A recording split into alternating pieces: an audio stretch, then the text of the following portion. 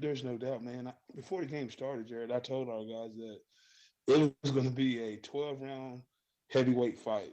You better be ready to go blow for blow, and somebody's going to get tired. Somebody's going to get worn down. Somebody's going to be quit, but don't let it be you. And so, like you said, man, we weathered the storm. We did the best we can to hold Caton Jones under 150. Anytime you can hold that cat under 125, 150, you got you got to get out ahead of yourself because he's a great enough athlete that you got to respect him. He's going to get his, and it is what it is, you know. And so, man, we answered the call, man, and I was very proud of our guys. Yeah, no doubt. And Coach, after a bit of a sputtering start in the passing game, you were able to get things going with some long runs from Chris Zafaris, Jason Maul, and then able to tie it up at 14 going into halftime. Yeah, man. You know, Drew, that's the thing is that, like, you know, there were some times that we were protecting, and if he just steps up in the pocket, man, there was guys kind of wide open. But man, Jinx does a great job of mixing up their coverages and running split coverages and moving with their safety. So, you know, quarterback's job is to watch the safety, and they just did a really good job. So Dane and our coach Simmons did a great job of just calming him down. And, you know, with those veteran tailbacks we got, hey, give those guys the ball. Let's get settled in. And as you saw, Drew just kind of continue to get better as the game went. Absolutely. And when it comes to facing a guy like Adam Gaylor and his squad, I mean, you always have to respect what he's able to bring to the table. And I thought, you know, the respect was there. And obviously, you're feeling a lot of confidence being able to get that last score right at the in the closing seconds going into halftime to tie it up. Yeah, that was huge, man. Just anytime you can go in the half with momentum, and like I said, like when we go in the locker room at halftime, I said it's 0-0 now. You guys know what to expect. You guys know how hard they're going to hit. You know, you kind of should have a feel for it now. So let's go out and let's go roll now. Let's go have fun. And so that whole second half, Jared, I made all our guys go in the locker room, and I just make them visualize that whole second half. And that's all that's on our mind. I don't want you moving around. If you need water, somebody's gonna bring it to you, you know. And so I just wanted those guys locked in and just visualize what this second half is gonna be like, you know. And so they came out, man, locked in and ready to roll with a whole different type of energy. Visualize, conserve that energy. And coach, we've seen it twice now in as many weeks. Your offensive and your defensive lines were really able to wear down your opponent, the Trojans, in the second half. That coupled with, I thought, was some tremendous play calling and creative plays. You were able to open up a comfortable lead there in the second half. There's no doubt, man. Coach Simmons and the offensive staff did a great job, man. Like you say, I consider Adam Gaylor one of the best in the state as what he does as a defense coordinator, and there's nothing but respect there. And you know, you're playing, you know, a checkers match and with those guys, and we were able to kind of keep them on their toes a little bit. We knew that they was going to load the box and stop the run, and whenever you know that they're trying to stop the run and you can still run the ball, that's just kind of give us a little bit more confidence into ourselves. And I challenged our O line, like, hey, we know they're going to stop the run. They'd be a fool not to, but you also know they're going to double take. So I kind of, with Takari having such a great game the week before, I kind of challenged Julius and Hogan and Noah Hill. I try to challenge those guys, like, hey, you got to find a way to get open. And all those guys kind of, you know, answered the call a little bit. So, man, good job to the offensive guys and great on our kids for the execution as well. Definitely. And we'll get into some of the numbers here on the other half of this break. But first, let's grab our first time out. When we come back, we'll put a bow on Owasso's 42-24 victory over the Jinx Trojans. Coach, this is the Owasso Ram Coaches Show brought to you by Tulsa Accident Care Center. Nice. Nice is the opposite of Monday. Nice lets you merge onto a crowded highway. Nice is Christian Brothers Automotive, where incredibly friendly people, extra clean service space, and a waiting courtesy car make all the difference. Drive into Christian Brothers for a brake or service check today. Keeping your family safe? Now that's nice. Christian Brothers Automotive. Nice difference. For a nice difference, visit Ray Adcock at Christian Brothers Automotive in Owasso at 96th Street in Garnett. Mark your calendars, Owasso. On November 2nd, the Owasso Education Foundation invites you to a night at Canes, an unforgettable evening of music, fun, and community spirit at the iconic Canes Ballroom. Join us for a night of live entertainment, delicious food, and the chance to support a great cause. Every dollar raised goes directly to funding innovative programs and resources in Owasso's classrooms. Get your tickets now at owassoeducationfoundation.org and help make a difference in our schools. A night at Canes, where fun meets philanthropy. November 2nd. We'll see you there. Are you tired of living with the discomfort of neuropathy? Find relief today with Restoration Chiropractic. Hey, it's Dr. Bryce with Restoration Chiropractic. My wife, Dr. Allie, and I are Owasso High School graduates and proud to bring our practice back to our hometown. Don't let neuropathy hold you back. Our neuropathy protocol uses state-of-the-art technology to help neuropathy, all without the use of medications or surgery. Experience the difference at Restoration Chiropractic. Schedule your consultation today and take the first step toward a pain-free life. Call 918-212-0084. On a big storm night, we call those priority one. All hands on deck. This is a tornado. We start planning 24, 48 hours in advance.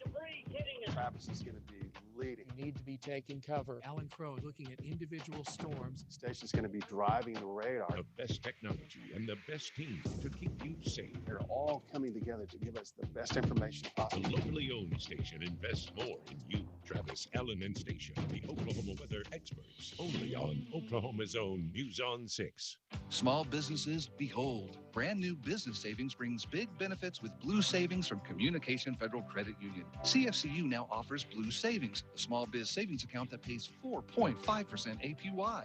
Maximize returns on liquid cash, plus no minimum balance requirements and no monthly service charge. Better than basic banking? You better believe it. 4.5% APY Blue Savings from Communication Federal.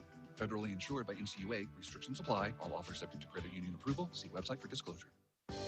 When it comes to supporting the Owasso community, nobody does it like State Farm agent Casey Miller. For the last 5 years, Casey has been a good neighbor to Owasso families with affordable insurance and friendly service, even when the unexpected happens. Bundle your auto, home, and life insurance for even more savings. And be sure to say hello when you see her out supporting the Rams and Lady Rams this season. Like a good neighbor, State Farm agent Casey Miller is there.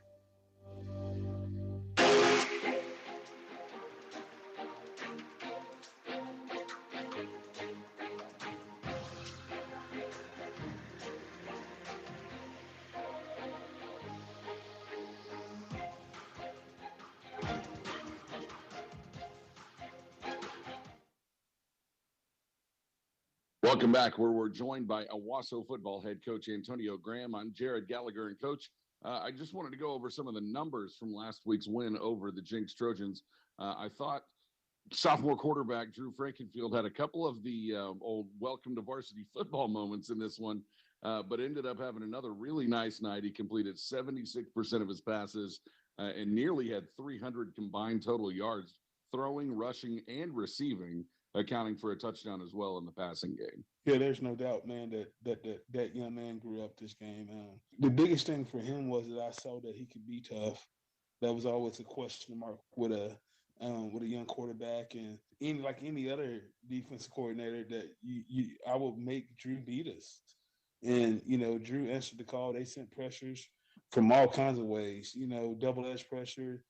Inside backers, two guys off the edge, and Drew took some hits, and he handled them well. And I'm on Drew really, really tough about his body language. And there was a few times where he kind of got up limping, and I kind of got after him a little bit because you limp, Drew, and me being a defensive guy myself, they're going to seek weakness or whatever. So I kind of jumped him a little bit. Yep, I jumped him a little bit, and he changed that body language, and I think he's starting to figure it out. Like, hey, let's roll. And so I'm very proud of him, man. Like I say, he has a big task ahead of him, trying to be the leader, being young, and he's handling it well, Jared. Well, absolutely. And we may have to get him out with Coach Turner to do some slide drills into second base. But I thought, you go back to Frankenfield's toughness. They're late in the game on a reverse. He was the first one out there with a lead block and connected really well. And that really kind of shows you that he's not afraid to go out and and get some for his team. No, I love that. That kind of got me fired up. But in some way, I'm just like, dude, just throw your hands up. Don't risk, because that would have been a 300-pound lineman right there. But I also think that sometimes as a quarterback, you got to do tough things. You got to do hard things, because that's how you gain the respect and the trust from your teammates. And I think he got it that night for sure. Yep, absolutely. And coach, the rushing game, once again, outstanding. Ground and pound your way to more than 300 yards, 4 touchdowns. I mean, Chris Ferris was outstanding. Maul was outstanding. Jaden Hall, great as well. Really, that's got to be tough to match up against with the offensive line that Owasso can put on the field, and then 3 guys in rotation that are just running down your throat. Yeah, that's a handful, man. And so you almost got to be, as a DC, you kind of got to pick your poison. What are you willing to give up? And so those guys complement each other good, and it's like whoever gets that opportunity, you got to be sure to seize on it, because you just know how it is. There's one football, and so I kind of challenge those guys. They cheer for each other. When one of those guys score a touchdown, Jaden Hall or Maul are the first guys to go greet those dudes, and even in the receiving corps, man. And so you can kind of see that brotherhood kind of just becoming something special. And so those guys are doing a really good job of showing support. And the biggest thing is, it's not about me, it's about the team. And we got to do what's best for this football team right now. For sure. And if that's running the football or passing the ball, you just got to do what you got to do. Absolutely. And coach, defensively, from my eyes, this was a more difficult test than what we saw in week 0. But I thought your linebackers, your secondary really played well in run support. Yeah, they did, man. Me and Coach Washington, we challenged those guys. Like, Caden Jones is a good tailback. He's a downhill runner. Once he gets outside of you, it can be a track meet. But the good thing is, man, our defensive speed was it showed, because there was one time where the Diller catches a slant, and I'm like, golly, he's gone. And our guys never gave up on the play. They chased him down, and we held him to 3 points. So, we celebrate that extra effort. Our biggest thing is make them snap it again, make them snap it again. And eventually, man, you just make them snap it again, and something good may happen, And so they did a good job just running to the football. The execution wasn't the best that we would have liked, but the effort is there. And my thing is, if you're going to screw up, you better screw up going 100 miles per hour. And so the good thing is, we got a lot to work on, and we got a lot to improve. And so this week at practice, we've been just kind of focusing on those little things and just tightening up and continue to be sharp. No doubt. And coach, finally, I know, we were able to share the passing game a little bit more than we did in week 0. Noah Hill getting in, receiving a couple of really nice balls. But I wanted to talk about his kicking game. I thought his kicking game has been really impressive through 2 games this season. It looks like he's put in a lot of work in that regard as well. Yeah, there's no doubt, man. Noah is a special young man, and the sky's the limit for that young man. And when you got a guy that athletic as a punter, as a field goal kicker, or definitely, like, for instance, for the punt, do I rush that guy? Do I play safe? And because he can be dangerous. Anytime you got one of the best athletes with the ball in your hand, it kind of slow you down a little bit. So the play of the night with him, when we kind of skied it up and we were able to receive that onside kick, or high onside, or whatever you want to call it, that was huge, man. And it brought so much energy to our sideline. It was just something that's contagious.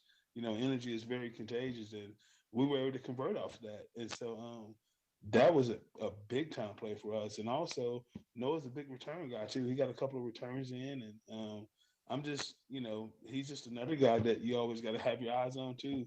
And so he's going to continue to get better, and he takes it as a challenge. It's something that he works at very hard. No doubt. And coach, going back to that kick, it was perfectly executed Phil Mickelson gap wedge with a little spin back on it. It was beautiful, and that really was a big turning point in the game. But coach, at the end of the night, it's the Owasso Rams who improved to 2-0. And coach, your career coaching record improved to 2-0 with victories over a pair of top-ranked teams. Coach, it's time for another break. When we come back, we'll preview the Rams matchup with the Sand Springs Sandites. That's coming up next on the Owasso Rams Coaches Show, powered by Tulsa Accident Care Center. Hello, Tulsa. Shields All Sports Store is opening October 19th at the Woodland Hills Mall. Join us in the parking lot for the grand opening party at 7 a.m. with doors officially opening at 9:30. Step inside to the ultimate retail experience. Shop your favorite brands, meet our Shields experts, and enjoy entertainment like a Ferris wheel or Fuzzy Wiggs Candy Factory. Whether you love the great outdoors, sports, or fashion, Shields has something for you. Join us for Shields grand opening on October 19th. There's a reason Duralast Roofing Specialist has been voted Best Roofing Company for 4 years in a row by the Tulsa World and Tulsa people. With top-of-the-line service, the highest quality materials, and expertise at getting your claim paid properly. Go with Zach Harbaugh and Duralast Roofing Specialist. Call today at 918-906-7800. Again, that's 918-906-7800. When it's time to celebrate a sweet Owasso Ram victory, nothing will do quite like nothing but cakes. From personal buntlets to individual buntinis for the entire team, you'll discover a bunt load of flavor for every occasion. Visit Nothing Bunt Cakes in Owasso, located in the Smith Farm Marketplace. Nothing Bunt Cakes, proud supporter of Owasso Athletics. Hey, I'm Keith too, your hometown insurance guy. You know, insurance doesn't have to be confusing or boring. So if your car decides to tango with a shopping cart or your home springs a leak, I'm the guy you want to call. In fact, I'm so confident I can save you money on your current auto insurance that if I can't, I'll give you $25. Yep, you heard me right. $25 straight from my pocket to yours. So when life throws you a curveball, just call me, Keith 2, at 918-928-4545 or visit me online at owassoinsuranceguy.com. Go Rams! Tulsa Bone & Joint is proud to serve as team orthopedist for the Owasso Rams.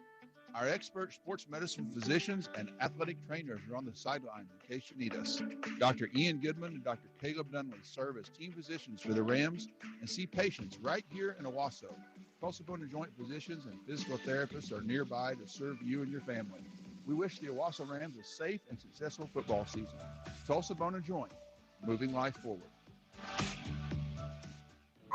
Looking for the ultimate adventure right here in Owasso? Look no further than Airtopia Adventure Park. Conquer the ninja course, tackle the high ropes, and test your agility in the vortex. There's something for everyone at Airtopia. Perfect for birthdays, team events, or a fun day out with family and friends. Join us at Airtopia Adventure Park, where every day is an adventure. Visit airtopiapark.com for more details. Airtopia, where the fun never stops. Located off 86th Street, across from Owasso High School.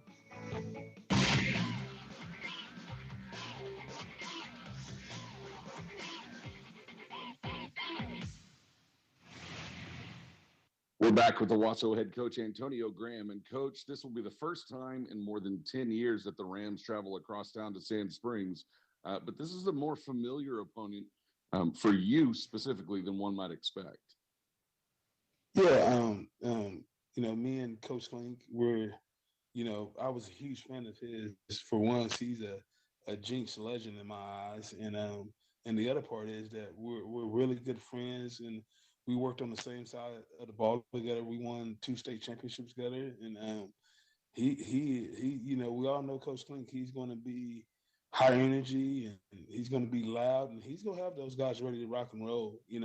We're definitely going to get Sand Springs' best shot, and I wouldn't expect nothing else from those guys. And so I'm looking forward to the matchup. And, Jared, they do a lot of things in their programs familiar to ours. So they kind of do the whole single digit deal and everything. And so I told our guys that, man, like, if you see a guy with a single digit, that's so you better get hooked up. I know on D-line, they got a guy with a single digit. They got a couple of receivers that has single digit. Their tailback has a single digit. Those are his dudes. And so, and Coach Green just going to give those out because, not shit. You got to. And so I'm really looking forward to the challenge. And, I kind of use the example, the Notre Dame NIU game this weekend. Even given day, man, you can lose. So do not take this Sand Springs team lightly because they're going to try to take what you guys got now. So our guys are well prepared for this week, man, and we're looking forward to the challenge. It's easy to look at their, their score last week against the Bixby Spartans, but you know that Bobby Klink coach program, he's not afraid to play the big boys, right? No. If we have the toughest schedule in the state, he's got it's 1A and 1B because, he's not afraid to go and schedule, the Owasso Rams, the Bixby Spartans. And he's done a really nice job. In 4 years, he's put together 4 straight winning records, which Sand Springs is not exactly known for historically. They also have several returning starters. They've got a really nice quarterback as well. The biggest thing for me is, you go back and you watch that Bisbee game last week. That score was, in the middle of the third quarter, it's 28-6 or something like that, I believe, 28-7. And so they played them real tight, and Bisbee kind of ran away with it in that fourth quarter. So those dudes really play really hard. You're going to see a bunch of hats to the football by him being, a defensive guy as well, like myself. And so those guys are going to be ready to rock and roll. And they also, back to the quarterback, that dude's tough. He's a baseball player as well. He has a great arm, and he's the leader of that football team too. And he, I was able to. We went against them this over the Bisbee 7-on-7 tournament, and to be honest with you, Jared, they embarrassed us. And I remember it like it was no day. They beat us by 14 points in the 7-on-7 tournament, and I made sure, hey, you guys remember that, man. And they embarrassed us off the football field, and he lit us apart. So I kind of got a little fire lit in him, and and every day I just remind him about that. Like, you better be ready to play because this dude is a cat daddy, and they got a good receiver, Tristan Birmingham. He's a young sophomore kid who can stretch the field, and he does an excellent job with the football in his hand. So, we definitely got a challenge upon us. Absolutely, and that's a perfect segue, Coach, into our Pathway Church Pathway to Victory. What will the Rams need to do to come away with a victory over the Sandites? And the biggest thing is we got to be very good in coverage. With that quarterback, we got to do a really good job of, stemming and moving our coverages and disguising and press belling on the receivers. And you also got to be able to tackle these guys, man. Like they're tough, and they got a really good tailback. He's thick. He's like a bigger version of Jaden Hall. And so we got to be able. We need all 11 hats to the football, and we got to make sure we get a good pass rush. So that quarterback ain't just sitting back there with a lot of time, so he can execute the plays and stuff like that. And offensively, we just got to do what we do. We just got to make sure we win on third down and start fast. That's gonna be the biggest thing. We're away, and we got to be able to start fast on offense and get the running game going, and and just take it from there, one play at a time, brother. Well, that's your Pathway Church Pathway to Victory. Pathway Church focuses on discipleship and spiritual growth through community involvement and loving humanity. Visit Pathway Church every Sunday at 10 a.m. at First Bank of Owasso on 86th and Garnett. Coach Graham, thanks so much for your time and best of luck this weekend. No problem, man. Thank you as well. When we come back, Coach, we'll welcome in the voice of Owasso, Steve Mowry, into the booth. That and more on the Duralast Roofing Specialist pregame show. This is Ram Football on the Owasso Sports Network. Everyone loves saving money, but no one loves jumping through hoops. That's why with QT Pay from Quick Trip, you save on every trip and every gallon, every time you pay. That's instant savings on everything from snacks to drinks to fuel. Just by using QT Pay. No blackout dates, no points, no hoops. So the only jumping you'll be doing is for joy every time you save with QT Pay. Join QT Pay through the QT app today. QT Pay. It just makes sense. Hey, Owasso, Coach Graham here. You know these guys are big Ram fans. Before you take another Ram road trip, make sure your car is ready to go with a visit to your local family-owned Robertson Tires. From new tires to oil changes and so much more, the Robertson family has you covered. Visit them at 8431 Owasso Expressway or find one of their 14 locations across the Tulsa Metro.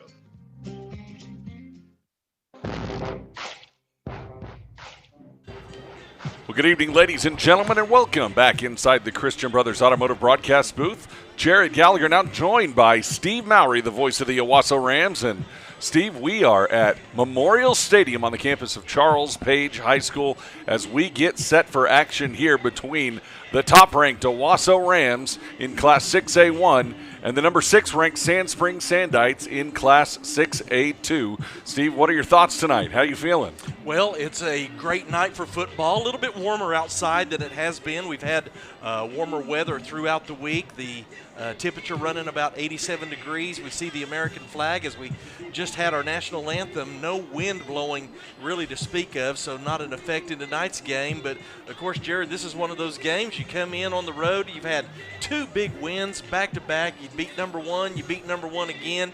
And you come in here tonight, you got to be ready to come in and play against a Bobby Klink coached Sand Springs Sandites team. So don't underestimate Bobby Klink and what he brings to the table. Bobby Klink in his 5th season as the head man of the Sand Springs Sandites. He comes in with 4 consecutive winning records. We talked with head coach Antonio Graham about that, and as he mentioned just a few minutes ago, if anybody's not afraid to play the big boys, it's Bobby Klink. Yeah, and you got to admire him for that, and that's how you get better, Jared, and he knows that. You can't just go out and schedule teams that you know you're going to be able to work over. In these preseason games, we've been here before where really if you go 0-3 or 3-0, it doesn't matter as far as record, but it does to the mentality and the confidence in your ball club. But I think Bobby, he's been at this level. I mean, he played at Jinx, he's played at OU, he was with Owasso when they won a state championship, and so, you know, he's been at what we would consider the big schools,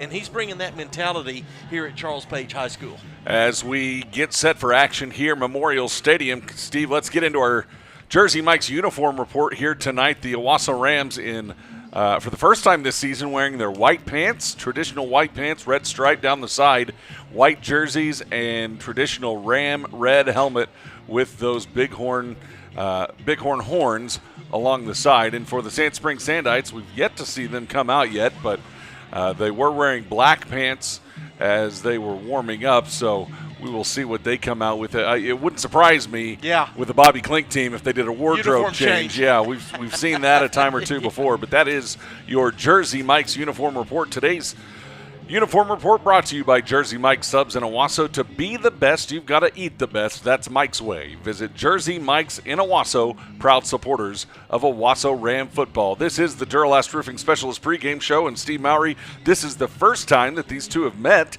in over 10 years. Last time these two programs played, way back in 2013. I remember a few names of some of the guys that were on that squad. Jalen. Might have been the Neff brothers. Yeah, might have been the Neff brothers. Cameron Oliver on that program. And unfortunately, way back 11 seasons ago, Sand Springs came away with a 38-21 victory. Is your memory that good? Do you remember that long ago? No. I'm trying to remember stats from last week, so yes, that's as good as it gets. But I do know, when I think of Sand Springs football and their history, some of the names that do come to mind would be Pedro Negron, who was an outstanding running back for Sand Springs back in the mid-'90s, was actually one of the leading rushers in Class 6A, and Sand Springs was really good football team at that time. You got Jay Fleshman, who went on to play at OSU. That's right. And his son Jay is actually one of the assistant coaches here at Sand Springs. But you go even further back, a guy named John Blake, he was pretty good, and a lot of people don't know at Sand Springs, he was the nose guard. We talk about Taj Overton controlling guard to guard. John Blake could control tackle to tackle for the most part, but he was also a fullback, Jared, and he wasn't somebody that you wanted to tackle. So some history here in Sand Springs football. This is the 25th all-time playing between the Owasso Rams and the Sand Springs Sandites. Owasso leads the all-time series 16-6. Well, my math's not right. It's the 23rd all-time playing. The largest win coming in 2005 for the Rams, winning that game 49-7. Sand Springs' largest win is 34-12 way back in 1991. And Steve, Owasso had a win streak of 9 straight games over the Sandites, dating from 1998 to 2012. As we roll along here in our Duralast Roofing Specialist pregame show, Steve, I think it's time to talk about our Pathway Church Pathway to Victory. Well, I think the first thing is, Jared, is make sure this doesn't become a trap game. Come out, do what you do, be physical, score a couple of quick touchdowns touchdowns early and force Sand Springs to be even more uncomfortable. I will tell you that Easton Webb, the quarterback for Sand Springs, is an outstanding athlete. Absolutely. He's a great quarterback. He's got experience, just a junior. He was the pitcher on the mound for the Sandites in the semifinal against the Rams, threw a 2-hitter against Owasso as Sand Springs defeated the Rams 2-0. Sand Springs went on to the state championship game to lose to. But, man, seeing Easton Webb in that game and watching some film on him from last year, if we get pressure on him, I think that'll make him uncomfortable and maybe force him into some mistakes. And, of course, just play fundamental football. Don't turn the ball over and tackle well. Run your game. You should be fine. And he's got a good new target this season in Tristan Birmingham, the 6-foot, 180-pound sophomore who came over from Owasso, so we know that name well.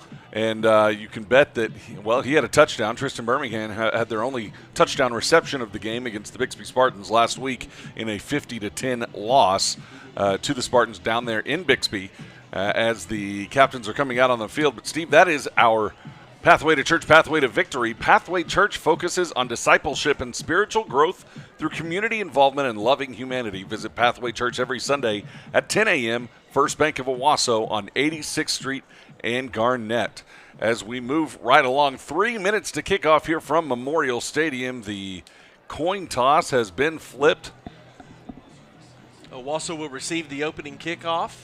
And also to follow up on the Jersey Mike's uniform report, now we see that Sand Springs will be black on black with the gold numerals and gold lettering, and white helmets with Springs on the side, the white helmets with the gold lettering. So that will complete our Jersey Mike's uniform report. Should be easy to tell these two teams apart from one another here tonight. Yes, sir, absolutely. And this will be the third straight game that the Owasso Rams will get the ball to start the game. Obviously, Bixby went right down and scored on 4 plays to set the tone there. A bit of a slower start against the Jinx Trojans last week, Steve, but again, as we talked with Coach Antonio Graham, really, where we've seen the strength of this team is the conditioning and being able to wear both lines of scrimmage down in the second half. Yeah, I mean, it's going to be interesting to see how that plays out. We just got to do things well, control the ball, and do what we do.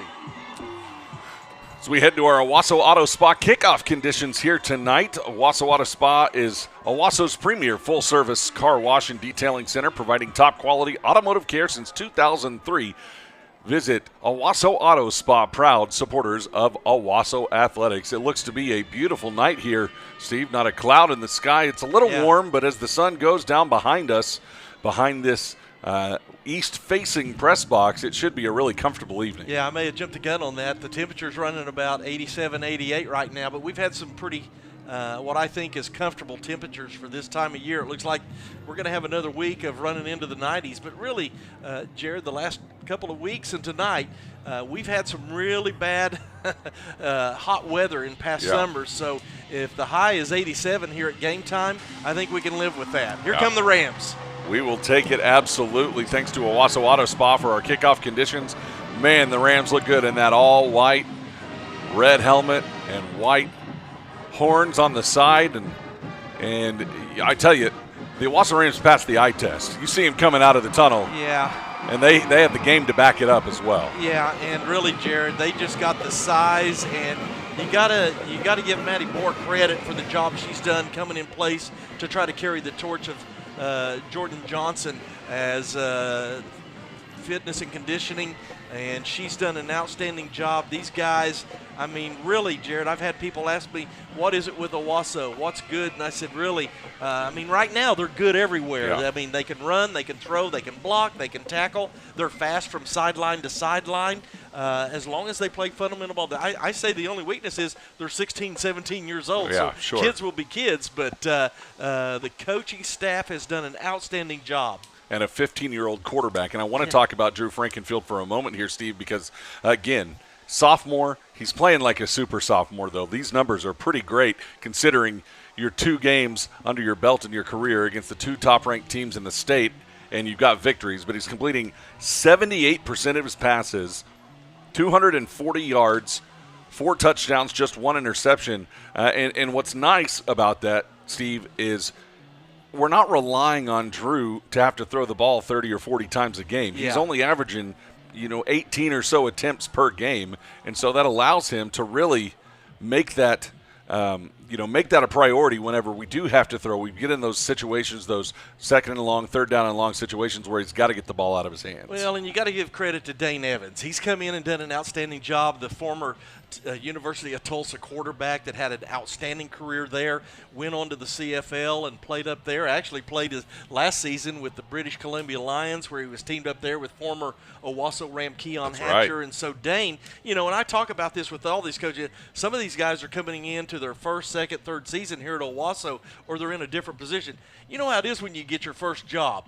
You want to make an impression, and No Dane doubt. has certainly made an impression on this young quarterback. I was on the sideline last week for the Jinx game, and I didn't say this anecdote on the air because our sideline gear wasn't working, which, by the way, it is working tonight. We're excited to have Brock Crawford on the sidelines here this evening, and we will throw it down to him here in a little bit and get some information as he is our eyes and ears on the sideline. But I was walking past. It was after the second touchdown that Jinx scored, and he was under the tent. They were watching some film or whatever. He wasn't paying attention to the game and heard the crowd. He said, "Did Jinx score?" Somebody said, "Yeah, they scored. They're up 14-7." And he goes, "Good for them." And I just thought that's an incredible attitude to have. Yeah. And how excited is he just to be able to make an impact here? That's awesome. He has been just gelled greatly with this this coaching staff, and it has been a seamless transition. That is our Duralast Roofing Specialist pregame show. It is time for kickoff here at Memorial Stadium. It'll be the Sandites kicking off to the Owasso Rams heading north to south. Dawson Puckett will kick off for the Sandites. It'll be received back at the 15-yard line up to the 20, 25, 30, 35, 40, 45, 50. This one's going to go back all the way.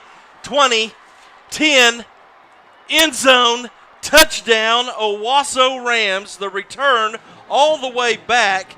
That is Cole Campbell. He caught it on the line in front of Tay Bethel and Noah Hill, and the Rams open up with a kickoff return. They lead 6-0. How about that, Steve? You get a kickoff to your up back there, and you got some athletes all over the field. We knew that. All he needed was one real block, and he sprung free for 6. 10 seconds into the game.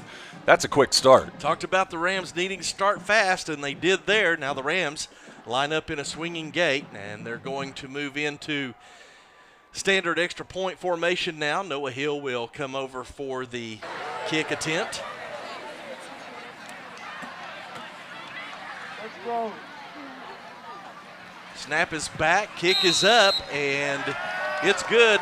Let's go down to the field to Brock Crawford. Brock, what do you got down there? Well, you guys have said it all day. We got to have a fast start, and I don't think you can have much faster of a start than Cole Campbell returning that kickoff all the way back. Coach Graham's got to be happy with his special teams. I know we talked about it earlier, too, the temperature out here. It is perfect right now to kick off this football game. Back to you guys. All right, Brock, thank you so much. And the Ram offense, who thought they'd be ready to come out on the field, they're going to have to hold off here for a little bit as the Rams will come out now and kick off. I'll tell you what, Steve, how about that? Cole Campbell, sophomore, 5'10", 180. First kickoff return of the season for him. And shimmy, shammy, shoo, he's in the end zone. Great way to start the game for this. You always wonder coming in the first few minutes, are you going to have a letdown, or is anything not on the kickoff there wasn't. So we'll see if the Rams can continue that momentum as they'll get ready to kick off. Steve, it's hard to have a State Farm agent Casey Miller scoring drive when there's not a drive, but we go about 85 yards on that kickoff return. What do you say? Exactly. That's exactly what we had. So it'll be the kickoff for the Rams. Nice high kick. It'll be fielded at about the 3-yard line, out to the 10, the 15, and finally tackled just beyond the 20-yard line. That's where the Sandites will take over 1st and 10. On the return for the Sandites that time, Christian Birmingham. He's the sophomore wide receiver that you talked about, Jared, the transfer over from Owasso. And he is very athletic. You're going to have to watch him. And again, Steve, one of these things Antonio Graham said, look for the single digits. They do a similar thing that Owasso does, and they've got several single digits here on offense. Allie McCoy, Easton Webb, Caleb Goodman, and more. Easton Webb gets the handoff up the middle. Not much room there. 3 white shirts around the football. Hudson Hodges, who had a great game last weekend on the tackle. Reese Satterwhite in once again for the Rams. It's going to be a loss of 1 on the play. Second down, 11 from the Sandite 21-yard line. Hudson Hodges averaging 11 tackles a game through the first 2. Allie McCoy, the senior running back, to the right of Webb. Now they'll look over to the sideline, get the play call in from the offensive coordinator. 3 receivers to the right, 1 to the left. Rams in a 3-3 defense. Webb back to pass, flips it out to his right quickly, and Birmingham able to get maybe 3 yards on the play. Again, the Rams speedy up to the defense. Yeah, nice closeout speed there by Carter Langendorfer, coming all the way across and getting him down after just a handful of yards. Back to original line of scrimmage, 3rd down and 10 now. Bryson Brown in on that tackle as well. Now Webb with McCoy to his right. 3 receivers out to the left this time. Webb looks back, throws it over to McCoy, just over his outstretched hands, out of bounds, incomplete pass. And that'll bring up 4th down, a 3-and-out for the Ram defense. And I got to tell you, Steve, Allie McCoy, just getting our first look at him, he's listed at 5'7", 210 pounds, and he is a load back there, a little bowling ball. And we've seen a couple of those at Owasso in the years past, but just out of the outstretched arms of the 5'7" Allie McCoy, bringing up 4th down. So punt for the Sand Springs, almost blocked. It was hit, I believe. It's going to be picked up at the 45 and then tackled immediately. Not much on the return by Tay Bethel. So the Rams will come out and start 1st and 10. See where they spot that at about their own 45-yard line. Starting on the offense for the Owasso Rams, Blake Cherry, the left tackle. He'll be going to the University of Arkansas. The left guard, Blake Novotny. The center is Ethan Sumner. The right guard, Brooks Barron, and the right tackle, Riker Half. He'll be going to Oklahoma State University. 2 of the best tackles, if not the best, in the state of Oklahoma. Frankenfield hands it off up the middle. Dancing around is Maul across the 50. The offensive line just pushing bodies away across the 50 down to the Sand Springs 48-yard line.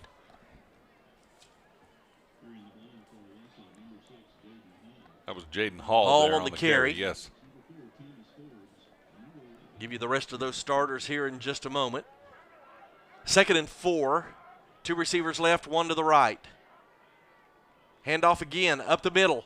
Trying to get to the outside and trying to carry a Sandite. There's going to be no gain on the play. That was Maul on the carry, so nothing doing that time. The Sandite defense all over that. Drew Frankenfield, the sophomore quarterback, running back by committee for Owasso, Jaden Hall, Jason Maul, and Chris Safaris. Then at wide receiver, you'll have Tay Bethel, also Julius Wilson, Noah Hill, and Kaysen Hodges, along with Drew Hogan. 3rd and about 4 for the Rams. Ball back at the Sandite 49-yard line. Loss of 1 on the play. Frankenfield hands the ball off up the middle again. Off left tackle. We got a flag in the backfield. It's Ferris who's able to get the 1st down, but let's see what the call is here. That's typically in the vicinity of holding, and that's exactly what it's going to be. So the first penalty of the game goes against the Rams. That'll bring them back.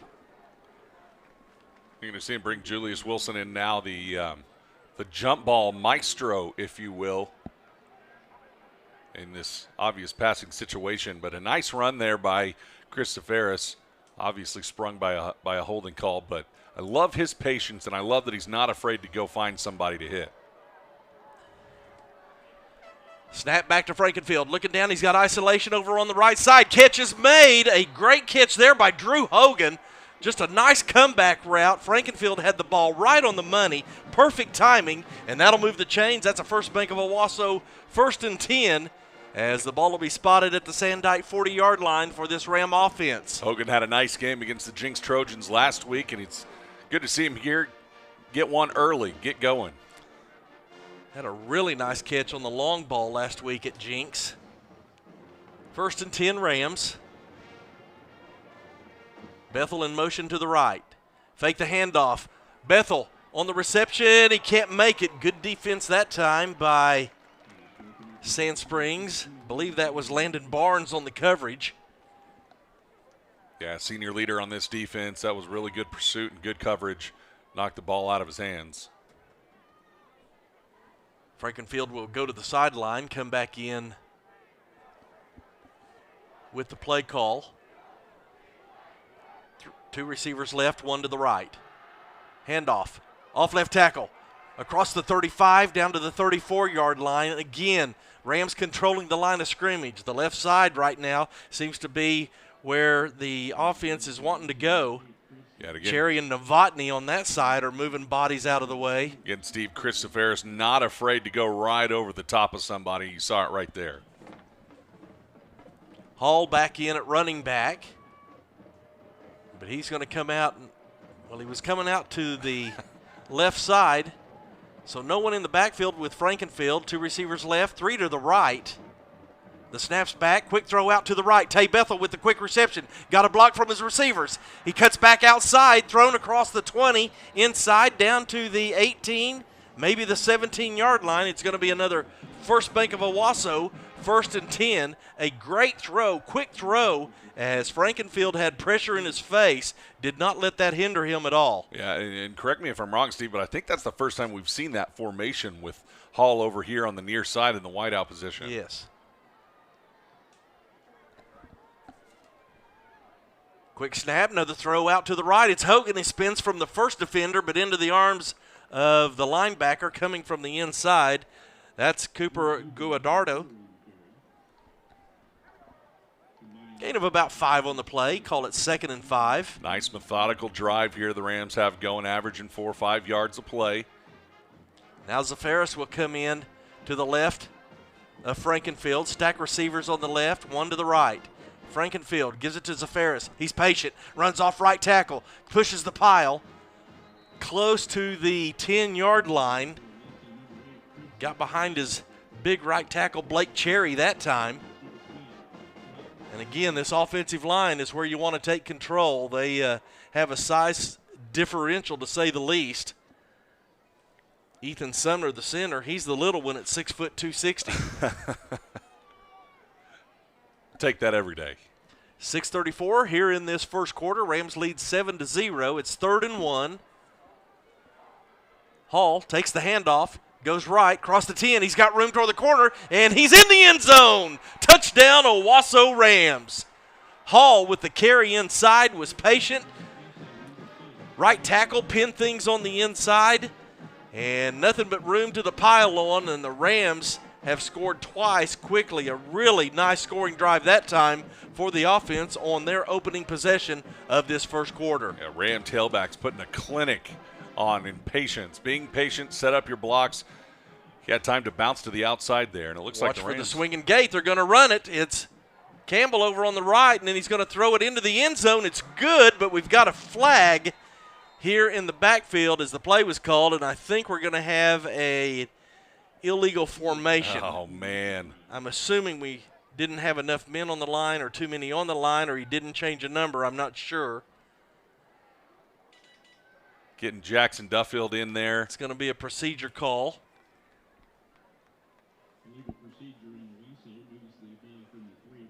Had the H-back wide open in the end zone, Jackson Duffield, and that's a tough pill to swallow when you're snapping. Yeah. When you're snapping the ball all day, you finally get a catch in the end zone. So we'll try it one more time. That'll back the spot down to the 15-yard line, so it's a 25-yard extra point. Duffield's snap is back. The hold is down. Kick is up. It's through the uprights. And good with 6:23 to go here in the first quarter. It's Owasso 14, Sand Springs 0. At Jersey Mike's, they slice your order fresh right in front of you. And let me tell you, watching that can send a rush of emotions through a person. Excitement, impatience, baby-like wonder, indecisive, anticipatory chewing, nervous pacing, happy claps, and finally, jealousy, because that's this guy's sub. I should order one. Good idea. Sliced right in front of you. The Jersey Mike's thing. A sub above. Hello, Ram Nation. It's Coach Graham. Owasso football strives for excellence on and off the field. And our partners at Jim Goda Auto Family have the same commitment too. That's why they're Oklahoma's highest rated Dodge Chrysler Jeep Ram dealer. Their unwavering dedication to always offer the largest selections at Oklahoma best prices is unmatched. Plus, their standards of excellence in customer service after the sale is the best of the best. When you need a vehicle, head to Jim Glover and tell him Coach Graham sent you. Oh, my word. Rams come out with a big kickoff. And coming in with a big hit for Owasso, trying to figure that out. There's a flag on the play. Cameron Green came in and just smoked the returner. He laid the boom. There's a couple flags on the play here, Steve. And on the return was Trey Pope, and he was on the receiving end of that hit. See what the call is here as the referees will confer. I'd like to give a big thank you to our first quarter sponsor, First Church of Owasso. First Church of Owasso, where we love like Jesus, where we love Jesus and love like Jesus. That's First Church of Owasso, proud sponsors of our first quarter of action here and Owasso Ram football. Still discussion going on the field of referees. A personal foul targeting against Owasso. Personal foul also against Sand Springs.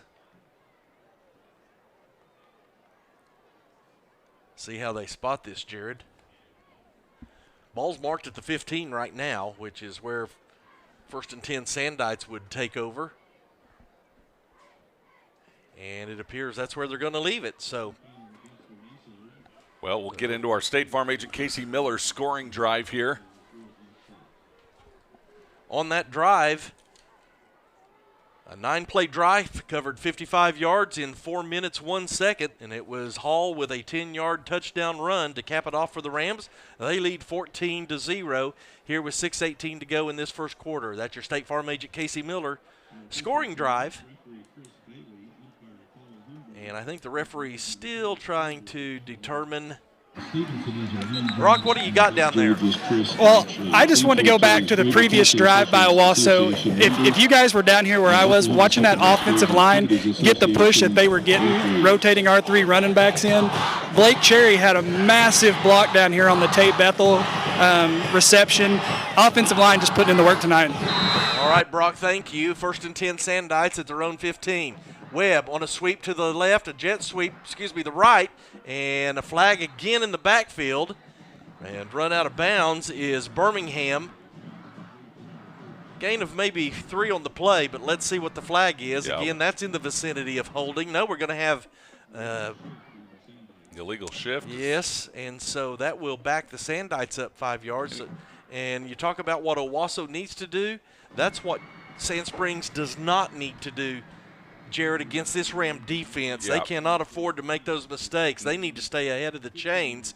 And right now, you got to think the Rams are going to pin their ears back and put pressure on Webb. 100%. And even on that play, even though it's a wash, great job by B.B. Brown coming in and making them go horizontally, not letting them come vertically down the field. So Webb gets the play call. He'll put McCoy to his left, 2 receivers to the right, handoff. No, but it's McCoy up the middle, and there is just nothing there. The white shirts are piling things up. In on the tackle is Tariq Johnson. Just owning the line of scrimmage right now, Steve. With 3 linemen. Then you got Johnson and Alexander to deal with. Well, and not only their size, but their speed. Taj Overton's not even in the game right now. 2nd down, 15. Webb motions man left to right. That's Birmingham. McCoy back to his left. Fakes the handoff. A man in his face, throws it underneath, and his receiver wasn't even turned around. Webb had 2 defenders in his face almost as quickly as the ball was snapped back to him. And, Steve, I believe that was Christian Turner, the nose guard, coming in. I think you're right. And a really nice job. He kind of got the quarterback in the face a little bit, but a nice job not to grab the face mask and get a costly penalty called on you. So the incomplete pass brings up 3rd down. Kudos to the fans here tonight, Jared. The Ram fans traveled well as the visitors' bleachers are full. So the fans didn't let down. No doubt. And they've been treated to a 14-0 lead so far, and right now, I believe Coach Klink is going to want to take a timeout with him. With 5:32 to go here in the first quarter, we'll take a 30-second timeout as well. It's Owasso 14, Sand Springs 0.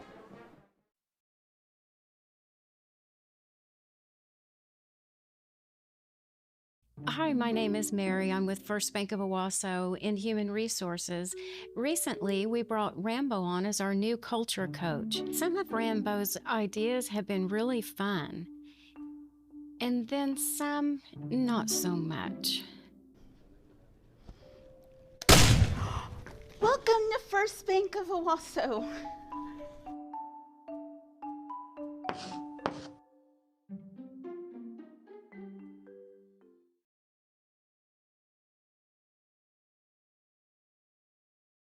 5 minutes and 32 seconds left into the First Church of Owasso first quarter. Owasso leading the Sand Springs Sandites 14-0.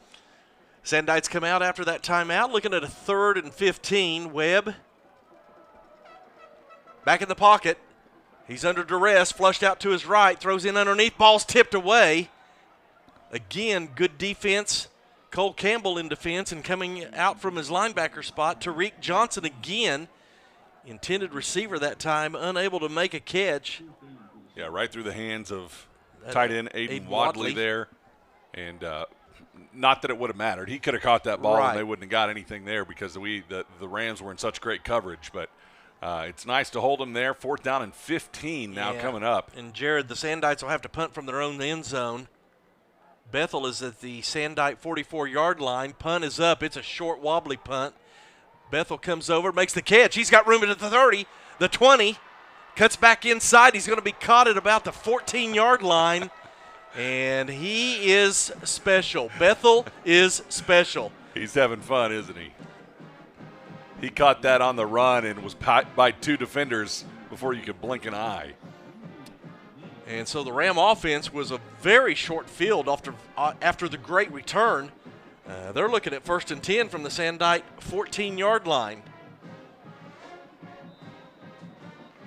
And Jared, this is what the Rams can do to you. This is what makes them dangerous. They can run, they can block, they can throw, they can catch. I mean, right now, after last week's second half against Jinx into this game, they're really improving.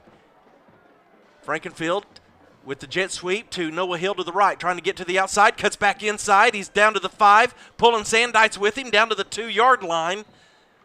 Black jerseys are on their backs all over the field as this Owasso offense is blocking tremendously.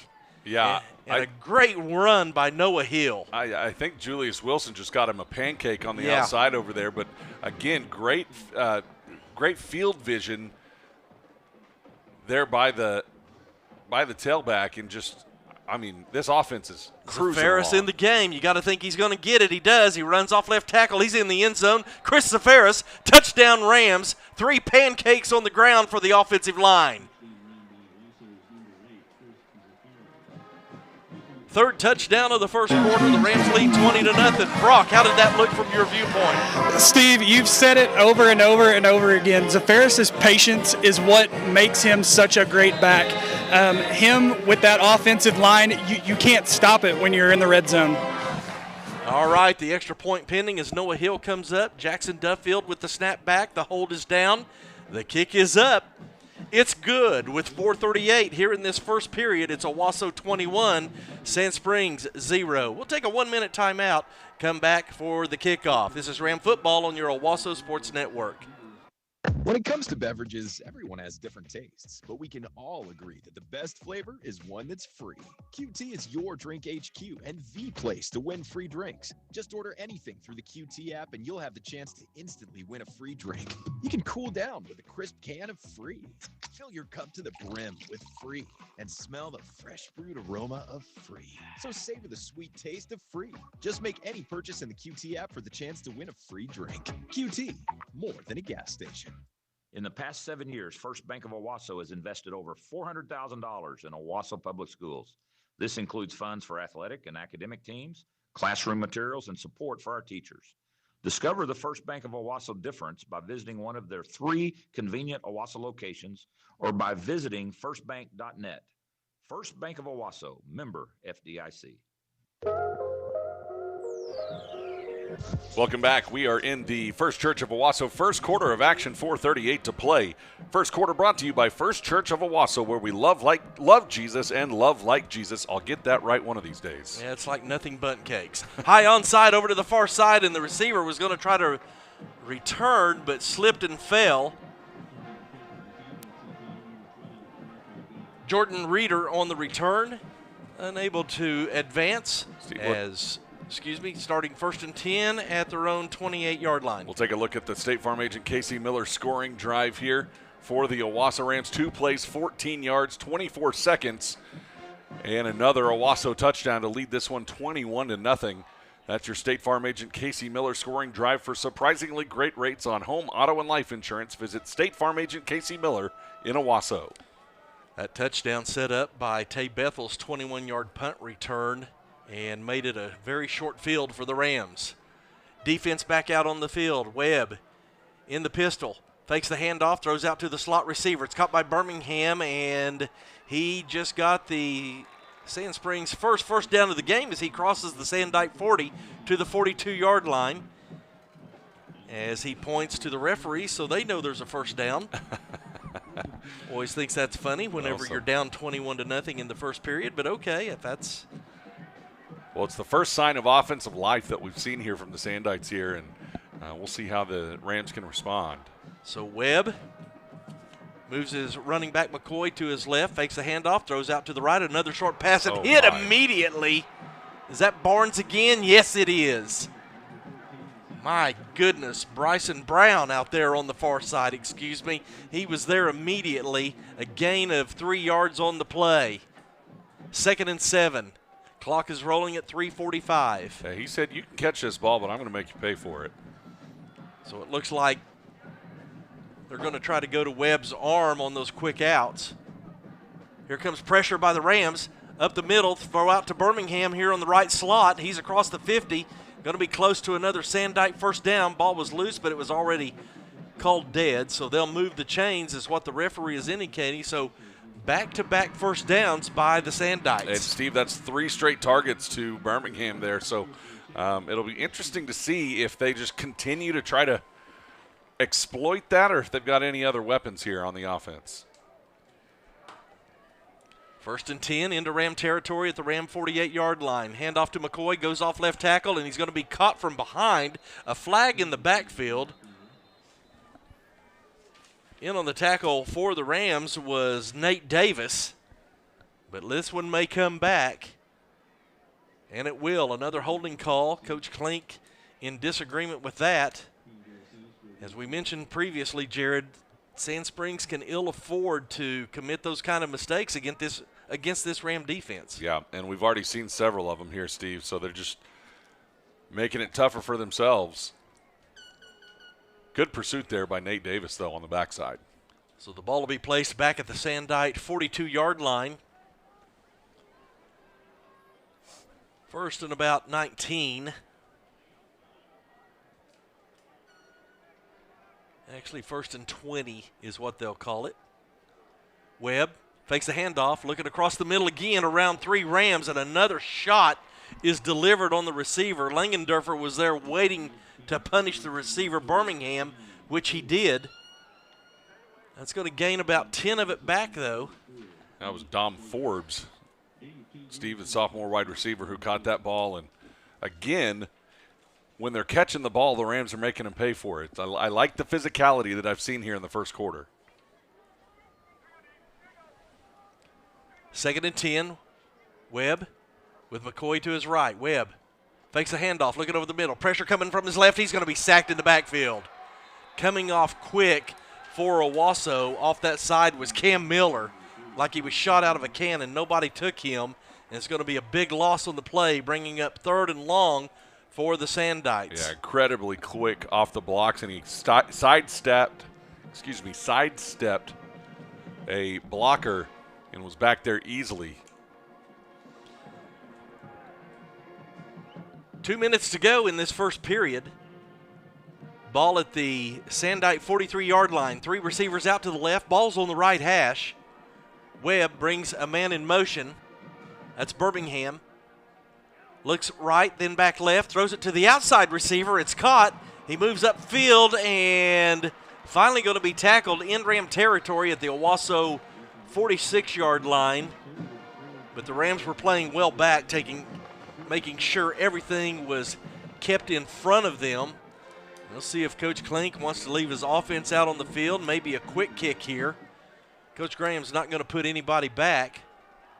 See if they snap it or try to get the Rams to jump offside. Clock continues to roll. 4th and 8 from the Owasso 46. And the play clock winding down. Looks like they're going to line up. Webb in the pistol, back in the pocket. Looking downfield, he's under pressure from behind. He was hit as it was thrown and completes the pass. His receiver, Dom Forbes, was able to catch the ball behind him as Webb was hit in the back under heavy duress. Yeah, that was just a tremendous effort by Dom Forbes to kind of jump backward and catch that ball. Easton, and here's what's encouraging: they've found a little offense here with the offensive or with the passing game, Steve. But man, Easton Webb does not have much time to throw at all. No. Man in motion, left to right. They fake the handoff, give it to McCoy off left tackle, and there are 5 Rams in to make the tackle. Cam Miller in once again. Overton coming up off the bottom of the pile. He's going to wave somebody in to give him a bit of a breather here. So coming back into his spot will be Christian Turner. No gain on the play brings up 2nd and 10. Ball at the 35-yard line, and the clock will widen down as we have completed 1 quarter of play. It's Owasso 21, Sand Springs 0. This is Ram Football on your Owasso Sports Network. There's a reason Duralast Roofing Specialist has been voted Best Roofing Company for 4 years in a row by the Tulsa World and Tulsa people. With top-of-the-line service, the highest quality materials, and expertise at getting your claim paid properly. Go with Zach Harbaugh and Duralast Roofing Specialists. Call today at 918-906-7800. Again, that's 918-906-7800. Hello, Ram fans. This is Ray Adcock with Christian Brothers Automotive in Owasso, and we are proud supporters of Owasso Rams athletics. If you've kept your ticket stub from any home sporting event, you'll notice the backside of that is $20 off for any service at Christian Brothers. That's right. Oil change, alignment, diagnostic, repair, doesn't matter. And if you'll check in on Facebook when you're in the building, that's another $20 off. We're talking $40 off for any service. Come see us at Christian Brothers Automotive in Owasso.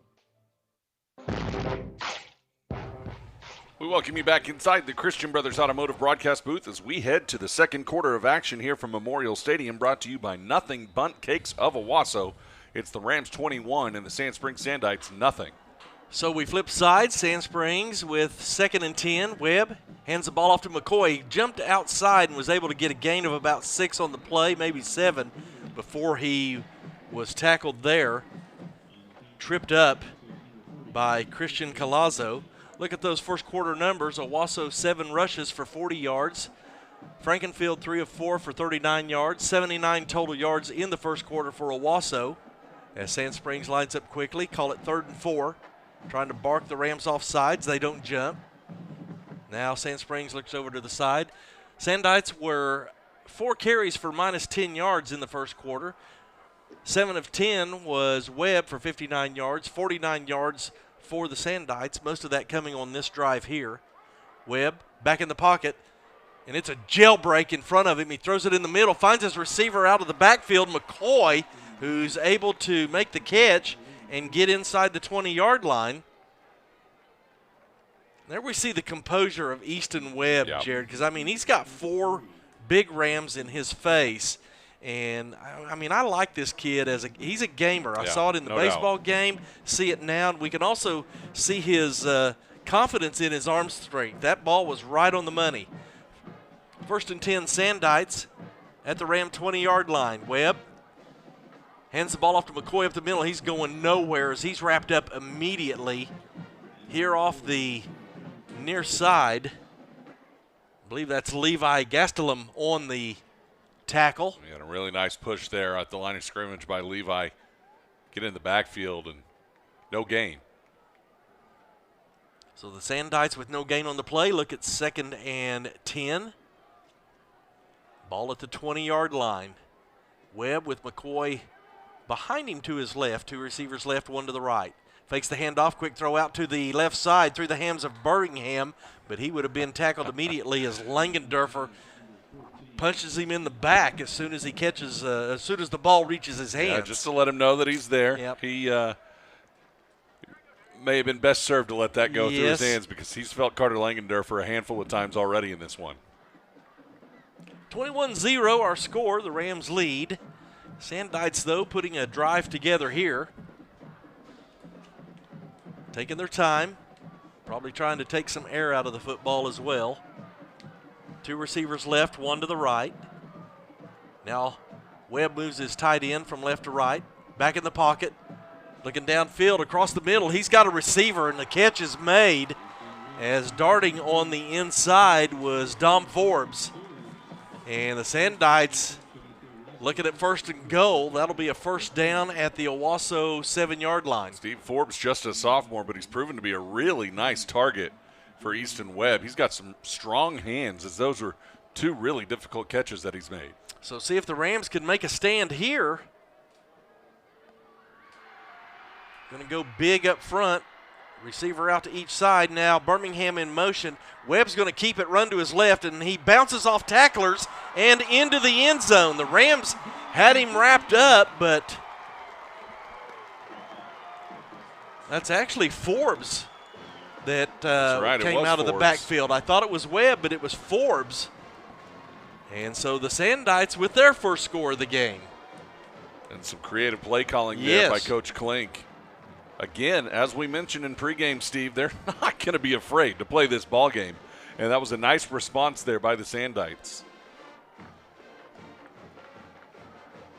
So the extra point pending, and it's good. So with 9:40 to go here in this second quarter, it's Owasso 21, Sand Springs 7.